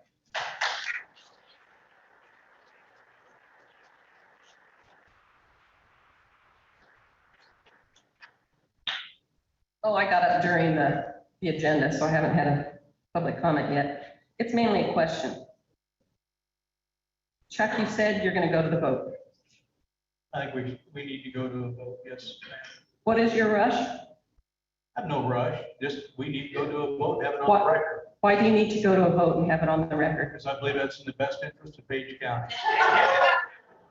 Have you been listening for the last hour? Absolutely, I've been listening. I still believe it's in the best interest of Page County.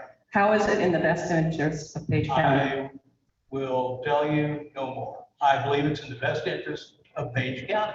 Tell me how you believe it's in the best interest of Page County. Or is it in the best interest of Invenergy? Which one is it? It's in the best interest, in my view, my opinion, of Page County. That's all I'm gonna say. That's my You comment. can't just say that. Yes, I can. I just did. You're not my husband. You can't just say, no, I'm not going to say anything else. I just believe it's in the best interest of Page No, County. you have to, this is To a bring it to huge vote. People can vote how they wish. This If is they a like to huge how they can vote. This is a huge vote. They're all huge votes. You have to have more of a reason than that. No, I don't. It's in the best interest, in my opinion, as your elected official, it's in my opinion, the best interest of Page County to bring this issue to a vote today.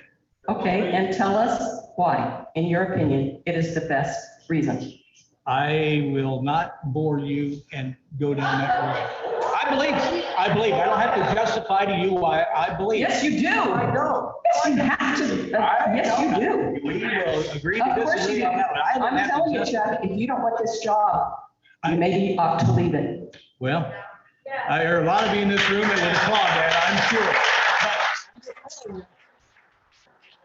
But like you've done your study for the last 3 years. We've talked about this for the last 3 years. I believe today it is in the best interest of Page County to ask for a vote on this topic. Period. Make big mistakes, and we pointed out those big mistakes, and there are more. Why is it in the best interest when it's not in a correct fashion? It's against the county attorney's advice and our insurance. I believe it's in the best interest. If you wish to vote the other way, vote the other way. That is so shallow. I just can't tell you how shallow that is. Well, you're entitled to that opinion. Throughout the last 3 years, you said state council, the attorney said. One question, I'm Yes, Denise Sunderman. So those who have signed up in the area of the radio towers that you've just dropped, do those landowners know this? And how will that affect them? Is that right for you to vote for that today?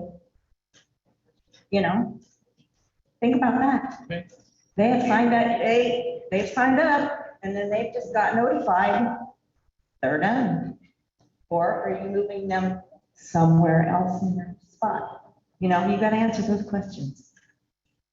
And I would really think that you would look at all these people and owe them an apology for that ordinance that you made long, long time ago without their input. Can you do that?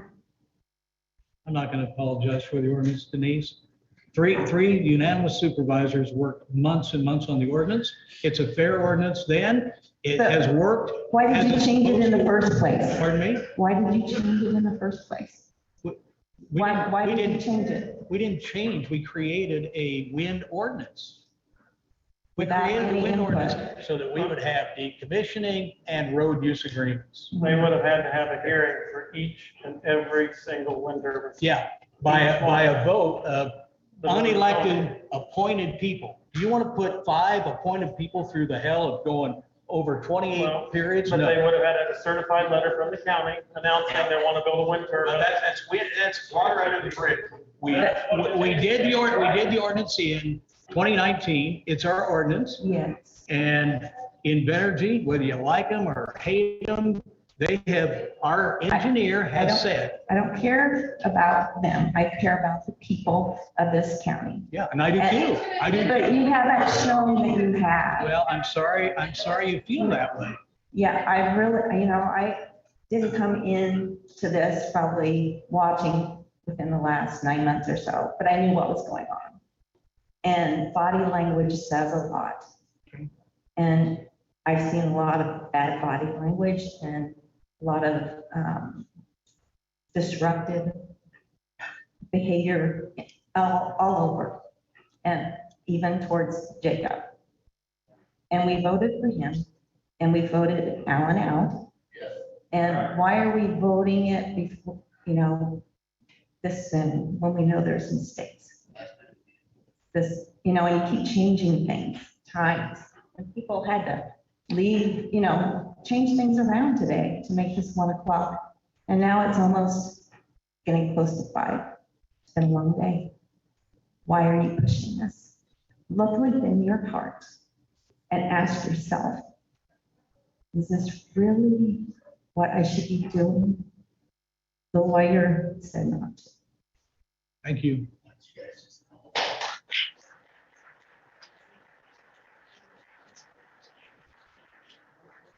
Wise.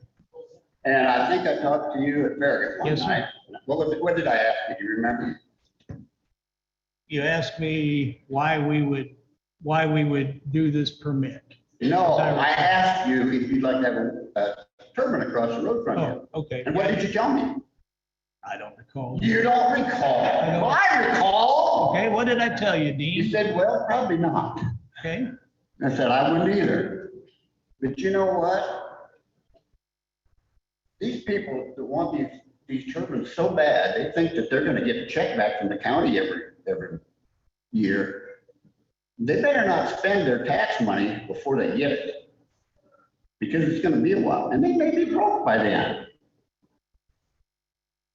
Can you believe that? And our roads are bad enough now. We don't need them turbines, them trucks coming down them roads. We can't hardly tolerate them now. And what you're doing, this is gonna benefit a few and hurt a lot of people. I know a guy real well that was at the Shenandoah meeting, that he was talking way down on the windmills. Well, it just so happens on a farm that he married, his wife got, he's gonna get 3 of them now. But you know what? He didn't sign up at home. And there's a lot of them that didn't sign up at home. But they signed up their other farms, they just seen dollar signs. You guys dangle carrots out in front of people. Just dollar signs, that's what it is. And the windmills don't work. Did you hear the lady from Texas and she was in California? What did she say? Did you listen? I listened. Did you listen? I listened, and she has a definite opinion on the value of wind energy. And I think her opinion is valuable, but I'm questioning yours. Certainly yours. And I'm questioning Alan's a lot. You wanted this job, didn't you? Now you're complaining about it.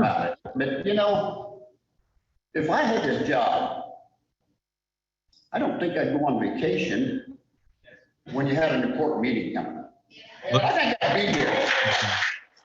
On Zoom is a bunch of hogs. Yeah. Dean, I appreciate your comment, but. Well, you don't appreciate it. Yes. You don't appreciate it at all, because you don't appreciate anything else. No, you don't. Whatever Chuck says, you're gonna go with it. That's all, it's that way. It's that way it is. Yeah.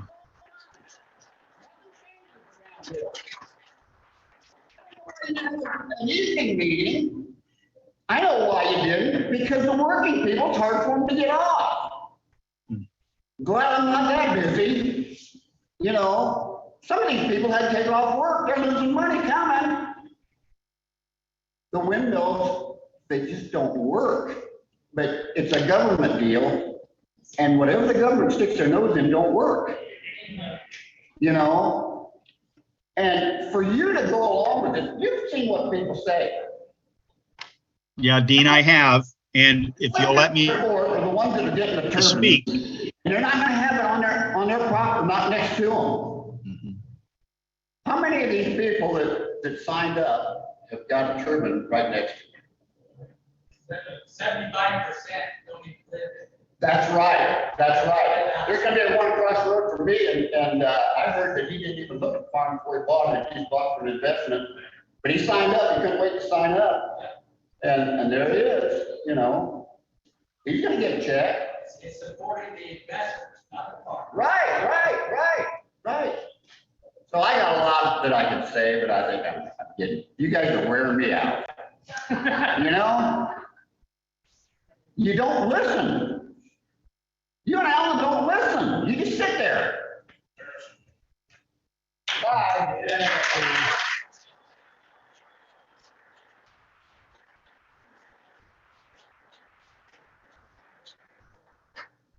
So, real short, for 3 years, over and over, we've heard, talk to the attorney, we'll go with attorney advice, we'll do what the attorney says. The attorney spoke today, and you're willing to go against what the attorney said. That's inconsistent. I'm asking for a vote. Did you hear me? I heard you. I hear you. I don't care if you're asking for a vote, you're going against what the attorney said. And that hasn't been what you've done for 3 years. You have deflected everything to the attorney If we go. and gone with what the attorney says, but now you won't. I wonder what the difference is. I don't know. I don't either. I don't know. I don't either. Now, if we go against the county attorney today and you vote on this and it passes, are you liable personally for all the lawsuits that are gonna come through? That's another question. I'd have to run for, I'm not an attorney, I have no idea.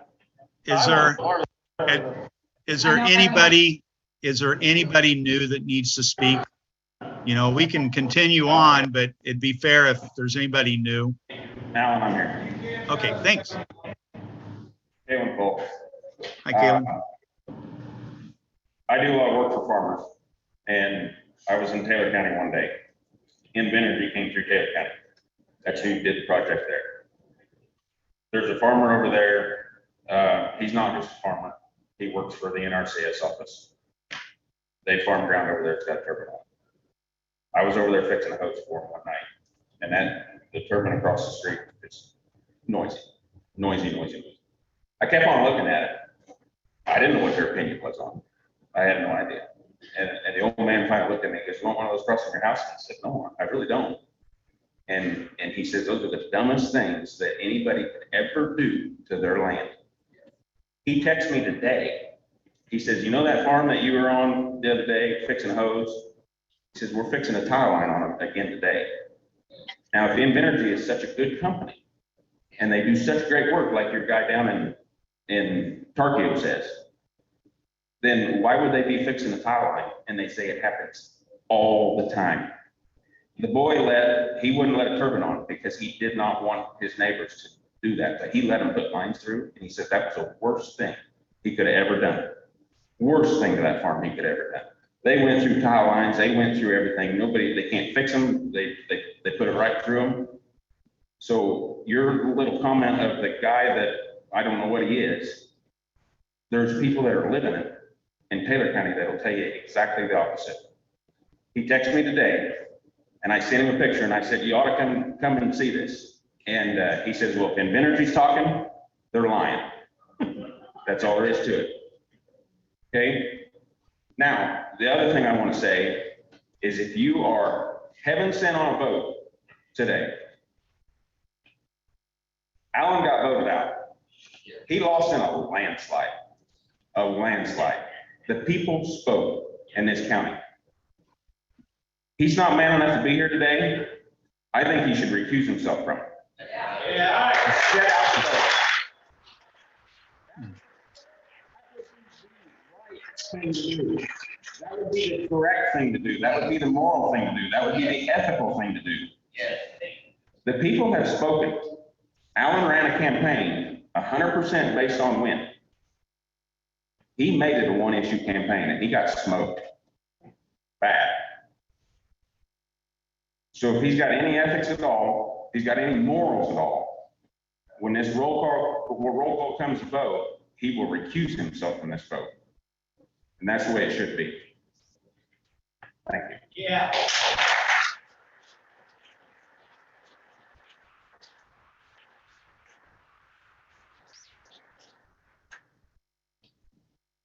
Bryce and Gross me. So I guess I just have a real quick question. We had 4 turbines that citizens have found that they had problems with putting up Would it be illegal for Invenergy to put up those turbines, one on the Wabash Trace, and then the 3 that were too close to the tower? Would it be illegal for Invenergy to put those turbines up in the places they are on the map? As I understood the offer, what was stated, that they would remove them from the project unless they could work out satisfactory with the radio station and with the Wabash Trace and place them. Otherwise, if I understood them correctly, they're off the table.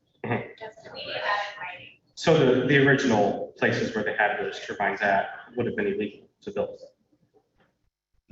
Not illegal. No. They would have, it was go ahead, based Alan. on an agreement between the radio station and Invenergy if there would be any effects caused by the turbines where they're placed. They would do studies and then make a decision on that, is I believe how that would be worded correctly. And in the application that's available online, in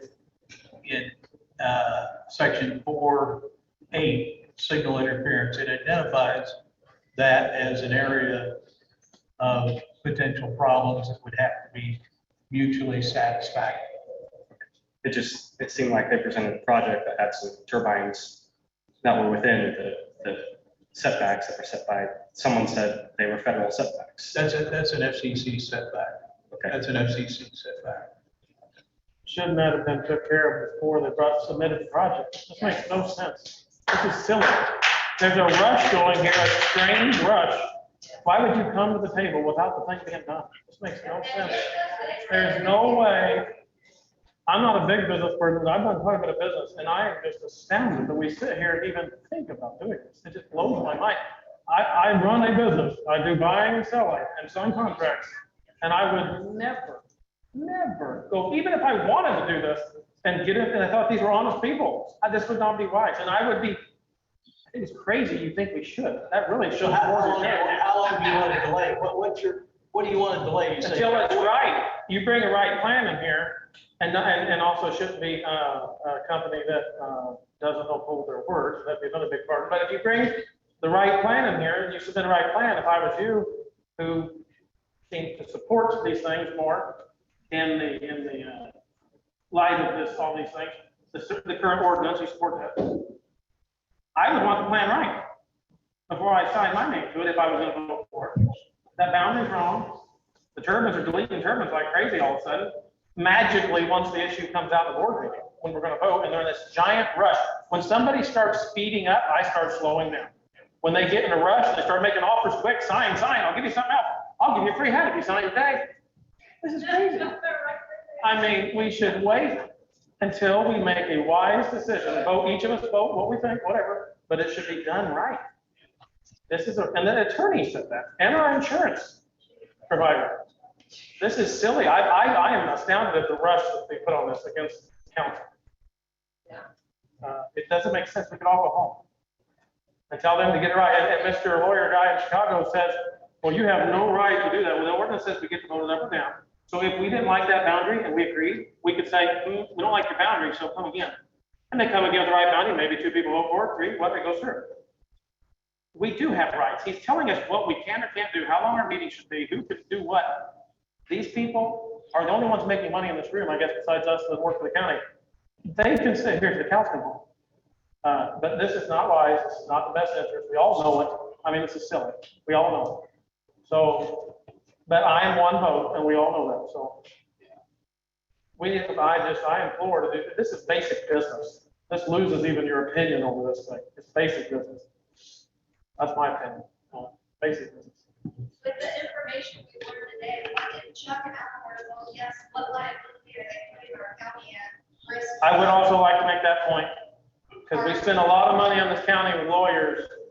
If with the, and I'm not, with this accusations, that might not be true or whatever, but with those on the table, it's easy to abstain or accuse yourself and figure it out. That's fine. If Alan chooses, like he says, that's fine. I'm not saying he can't prove it's not okay, but if he votes in spite of that and lawsuits are drawn, I do not want the county paying 1 nickel. Yeah. 1 nickel. getting his own lawyer and doing that. I understand he's in a predicament, and I'm not saying he's guilty, because people accuse you of anything, I get it. But the county, he could recuse, it's very simple to recuse, and have zero trouble. So, but if he wants to go down that path, I do not believe, and I don't know how, Alan, I want you to go on the record saying you will pay your own bill. That not one person in this room is gonna pay $1, I have to prove your innocence. You gotta prove it yourself, you gotta spend the money on a lawyer, and you're gonna be in court. I would be pretty sure of that, I would guess, by what was brought in here. So that's fine, that's your right if you don't want to accuse. And if the wind company defends you, I would think that's another conflict. So I hope that would happen. But anyway, but I want that on record, that we will not pay one nickel for a lawyer. If he recuses himself, that's fine. Not one nickel out of this county should be spent on his attorney bills, because he's acting out of what the code says. It says simply just abstain from that, if there's even a hint. So go ahead. I want that on record. Alan, do you have an answer for that? Are you going to go on the record that you will pay every dollar if you get sued because of that, of your own legal bills? We will not have to go in, the county will not have to write checks for that. It does not go on our insurance pool, it does not go on anything. You completely pay the bill. To prove your innocence. Because you're going against what the code says, they just abstain. I guess I don't follow where you're going with this, Jacob. I don't know what you're wanting done here, but I think at this. You said, whenever you said that this was no big deal, and that's fine, I get it. I would want to say that too and figure it out. I understand, but I'm saying you said you would take on responsibility for doing it. I will take all responsibility, Jacob. Yes, I will take responsibility. Okay, I just want that known. If you vote, I want that not. I do not want $1. I don't want to have budgets where we spend dollars doing it, because you could just abstain. Okay. Thank you, Jacob. It's on the record. I want that on the record. It's on the record, Jacob. Okay, good. Go for it. If I may, just to clarify, the attorney recommended you not vote on those radio turbines, and I agree. If you have a concern about that, we can take that back to the radio and work on it. So, for the record, I would like to withdraw those 4 turbines from consideration today: 54, 56, 63, and 65. And so I'm not clear that the trace turbine is a violation of the ordinance, but I do pledge to continue to talk with the Page County Conservation Board on an agreeable solution for that turbine. And I make a motion that you approve the ordinance. Robert's rules. I mean, I don't know what the order is here, but like we keep coming back, there's more. This is a valid application that complies with your ordinance. That's the decision. I would agree with the fact that it is a valid application, and I do at this time would like to consider moving forward with the agenda item to approve this project that was on our agenda for today. So at this time, if somebody would like to close the public hearing, that would be fine. Bryson's question did not get answered. What question was that? He asked, were those 3 turbines or 4 turbines illegal? Did they go against federal regulations? Yes, they are right now against federal regulations. So we have 3 of them are. No, they're not. They're not. They're not. I mean, if they were built, but they're not built yet. They're not built. But his question was. Could somebody just listen? Okay, his Here question is was. the application. Read my lips. The application. And it says, and it talks His about. question was, are those turbines, those 3 turbines against federal regulations? Are they within the space that they're not supposed to be in? If I may, Mr. Armstrong? Yes, go ahead. Thank you, sir.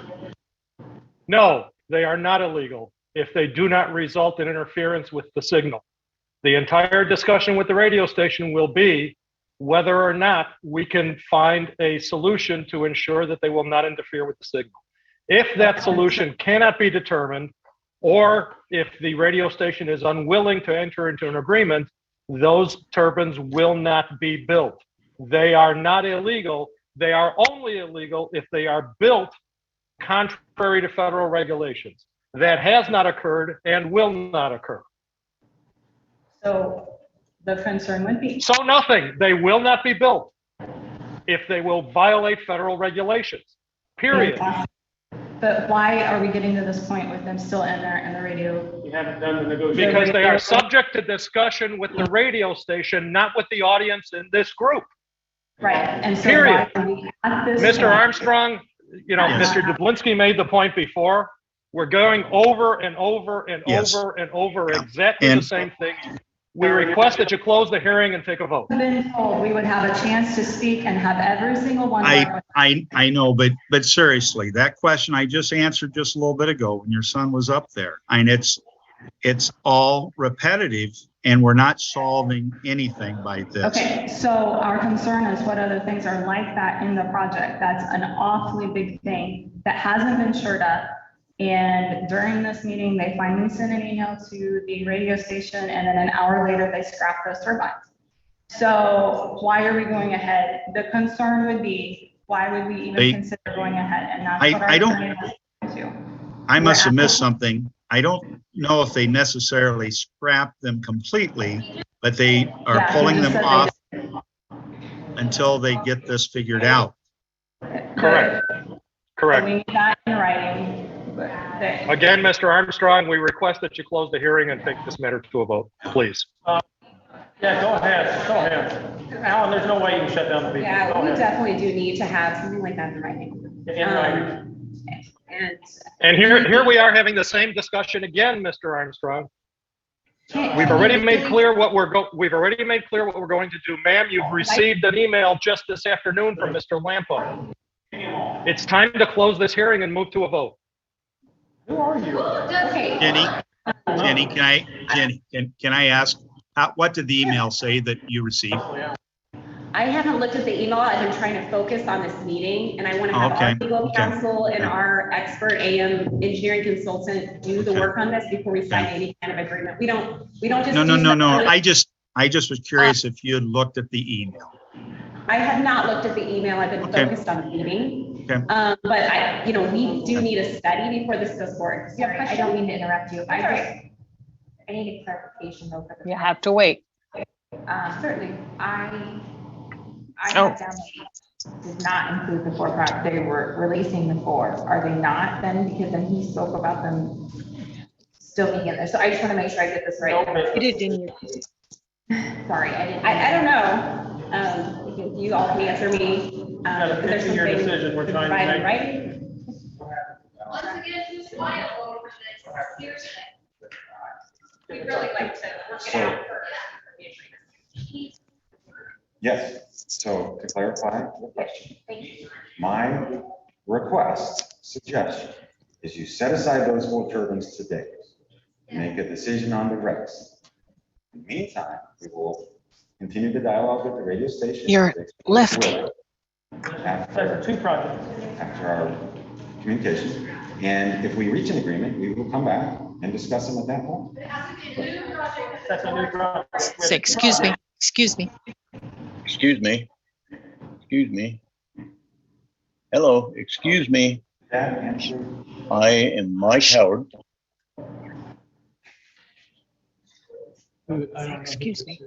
Excuse me. I guess my question would just be, does that I've been- constitute and does it need to be in writing? We just want to make You sure. have to wait that- till they address you. Say, Excuse me. Yes, Mike Howard, please speak. Yes, I am a landowner in Page County. I've lived here and been a landowner since 1990. And I've been listening to this conversation just about all afternoon.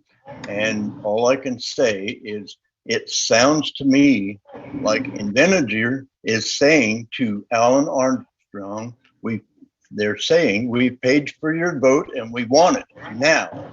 And I don't know how anybody can stand up like a man after doing what you've been doing. Thank you. Yeah, I'd just like to have something in We writing. vote no. About that. we just need to make sure that we're not gonna have any kind of adverse impact to our station, because I don't have my attorney here, I don't have my engineering consultant here. I feel we need to put a pause on this, and get the information and have the adequate time that we deserve. So again, we will have to explore all our legal options if it goes forward over our objection, before we have a chance to explore it ourselves. Thank you. May I make a suggestion? Could we get some additional work between these two parties and schedule a evening meeting since we got the holiday on the 12th of January? Can we reconvene on the 12th of January? I second that motion. No, Of July, Chuck. Sorry.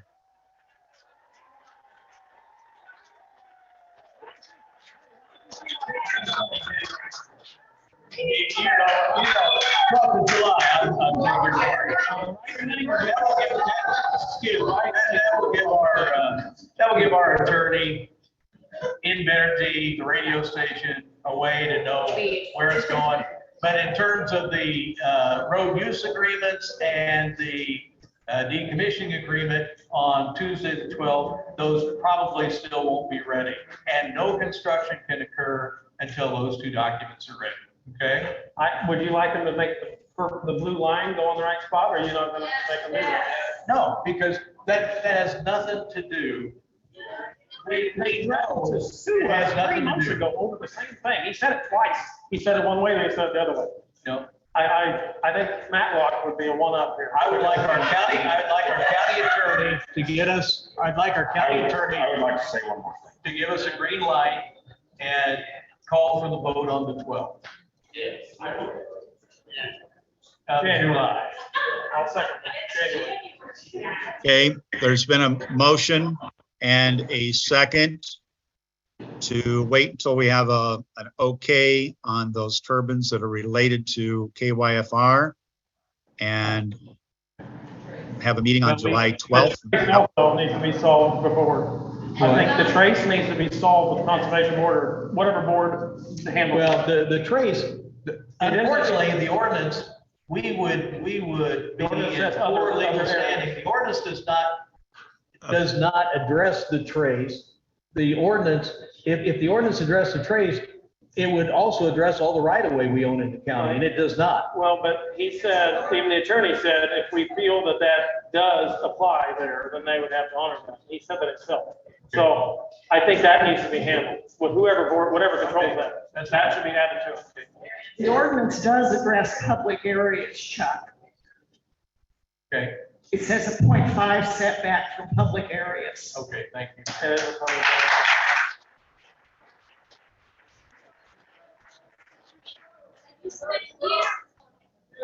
So can you have something to say, Caitlin? Then let's close this call. Do you think, have you and Alan thought about why they're trying to push this so hard? This is sloppy.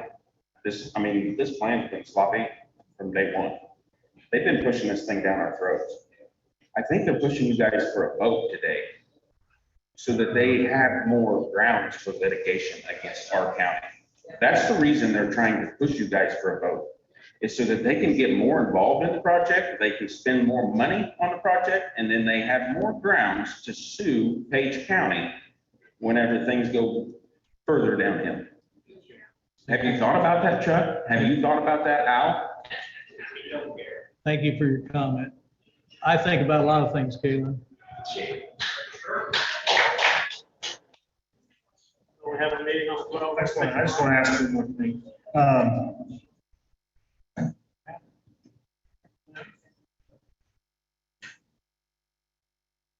You guys said you had 15 projects throughout Iowa. Is that right? What you said? And how many of those did you sell to another company? All of them, you said? We're wondering why the hurry up. Hurry up so we can get our money and we can sell it and make more money. Is that accurate? Okay. He sold all of them, all 15 the same. I move that we close the public hearing, please. Well, who's responsible then? They sell it, then when people have trouble, who's responsible? Taxpayers. Is it a new contract then with the other company? No, Brandon, that is not correct. I think that's a good subject for you to talk to them about. But we've been in contact with other counties that have gone through this. So, but if you'd like to learn more, I'm sure they'd love to visit with you. Okay, at this time, there's been a motion to close the public hearing. Before we do that, I've talked to several county supervisors that are being sued by Energy and have wreaked havoc on them also, just for the public record. So that makes me very nervous. So. Thanks, Jacob. It makes me very nervous that you have a lady stand up here that has federal behind her, and Chuck and Alan, you have no questions for her. Nobody has any questions for her. She brought up a huge concern today, and you have no questions. They don't care. Yeah, that's right. But these guys, I just sit over there and you just keep standing up for them. No, it's not my opinion, it's the truth, I'm watching it. We have a motion to close public hearing.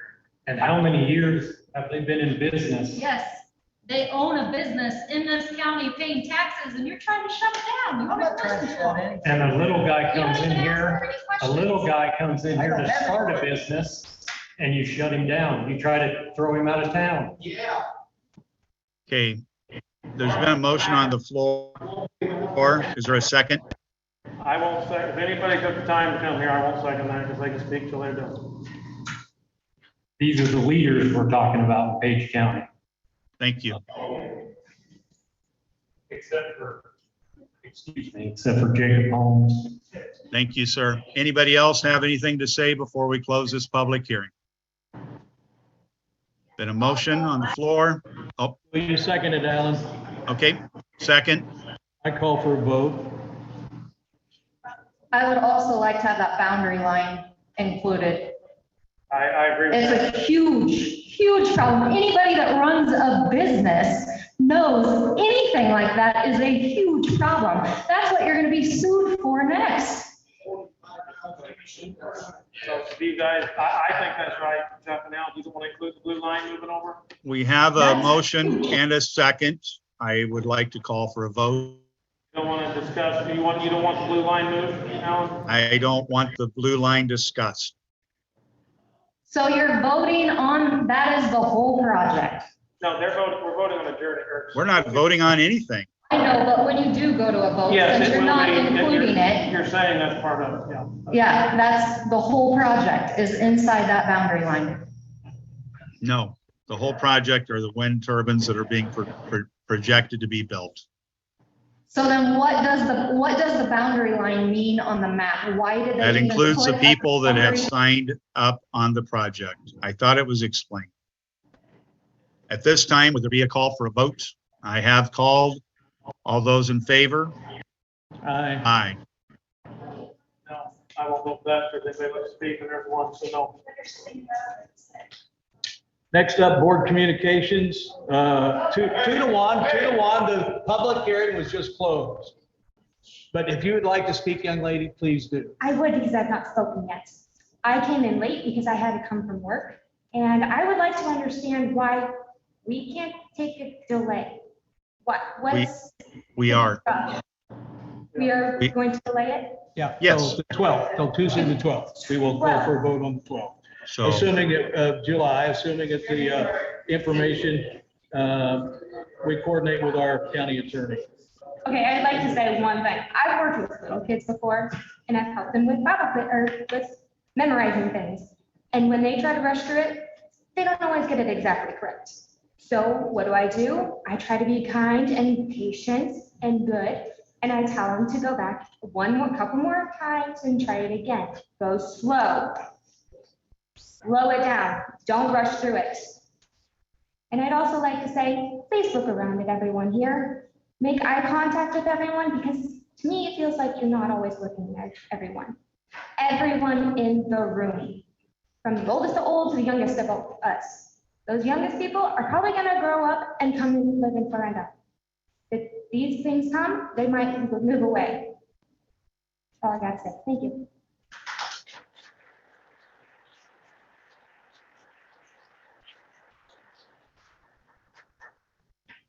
Okay, Chuck, you had board communication?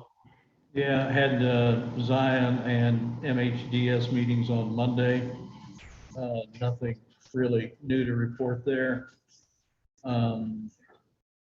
Meeting, let's see, Tuesday, council meeting, or not council, the Human Services Council meeting. That's all on my agenda. I don't have anything currently coming up this week. And Nothing. Tuesday I will be remote. I'm What happened with the spending windows? 4th of July. Huh? What happened with the windows? Oh, yes, thank you, Jacob. We had a good meeting yesterday with the architect and with Fine and Sons Construction, which won the award for the windows. And it was a very good discussion. It basically outlined the structure for the communications between subcontractors and the general contractor and the owner, which is the board of supervisors. We probably need, and I will get it on the agenda for Tuesday, to decide, since we've got changes in the board, who's gonna be best to be our company representative. My thinking, and I'll talk to you about on Tuesday, is maybe having the auditor be the point person to bring to the board. Unless, you know, you want that role. I don't really want that role. And it's probably not appropriate for Todd, because this will happen next year. And it's probably not appropriate for Todd, being a fellow employee, to be in that position.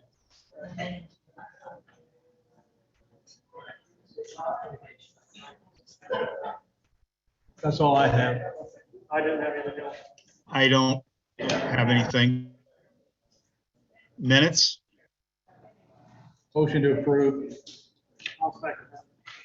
Okay, been a motion and a second to approve. All those in favor? Aye. Aye. Motion to adjourn. I'll second. So moved. All those in favor? Aye. Aye.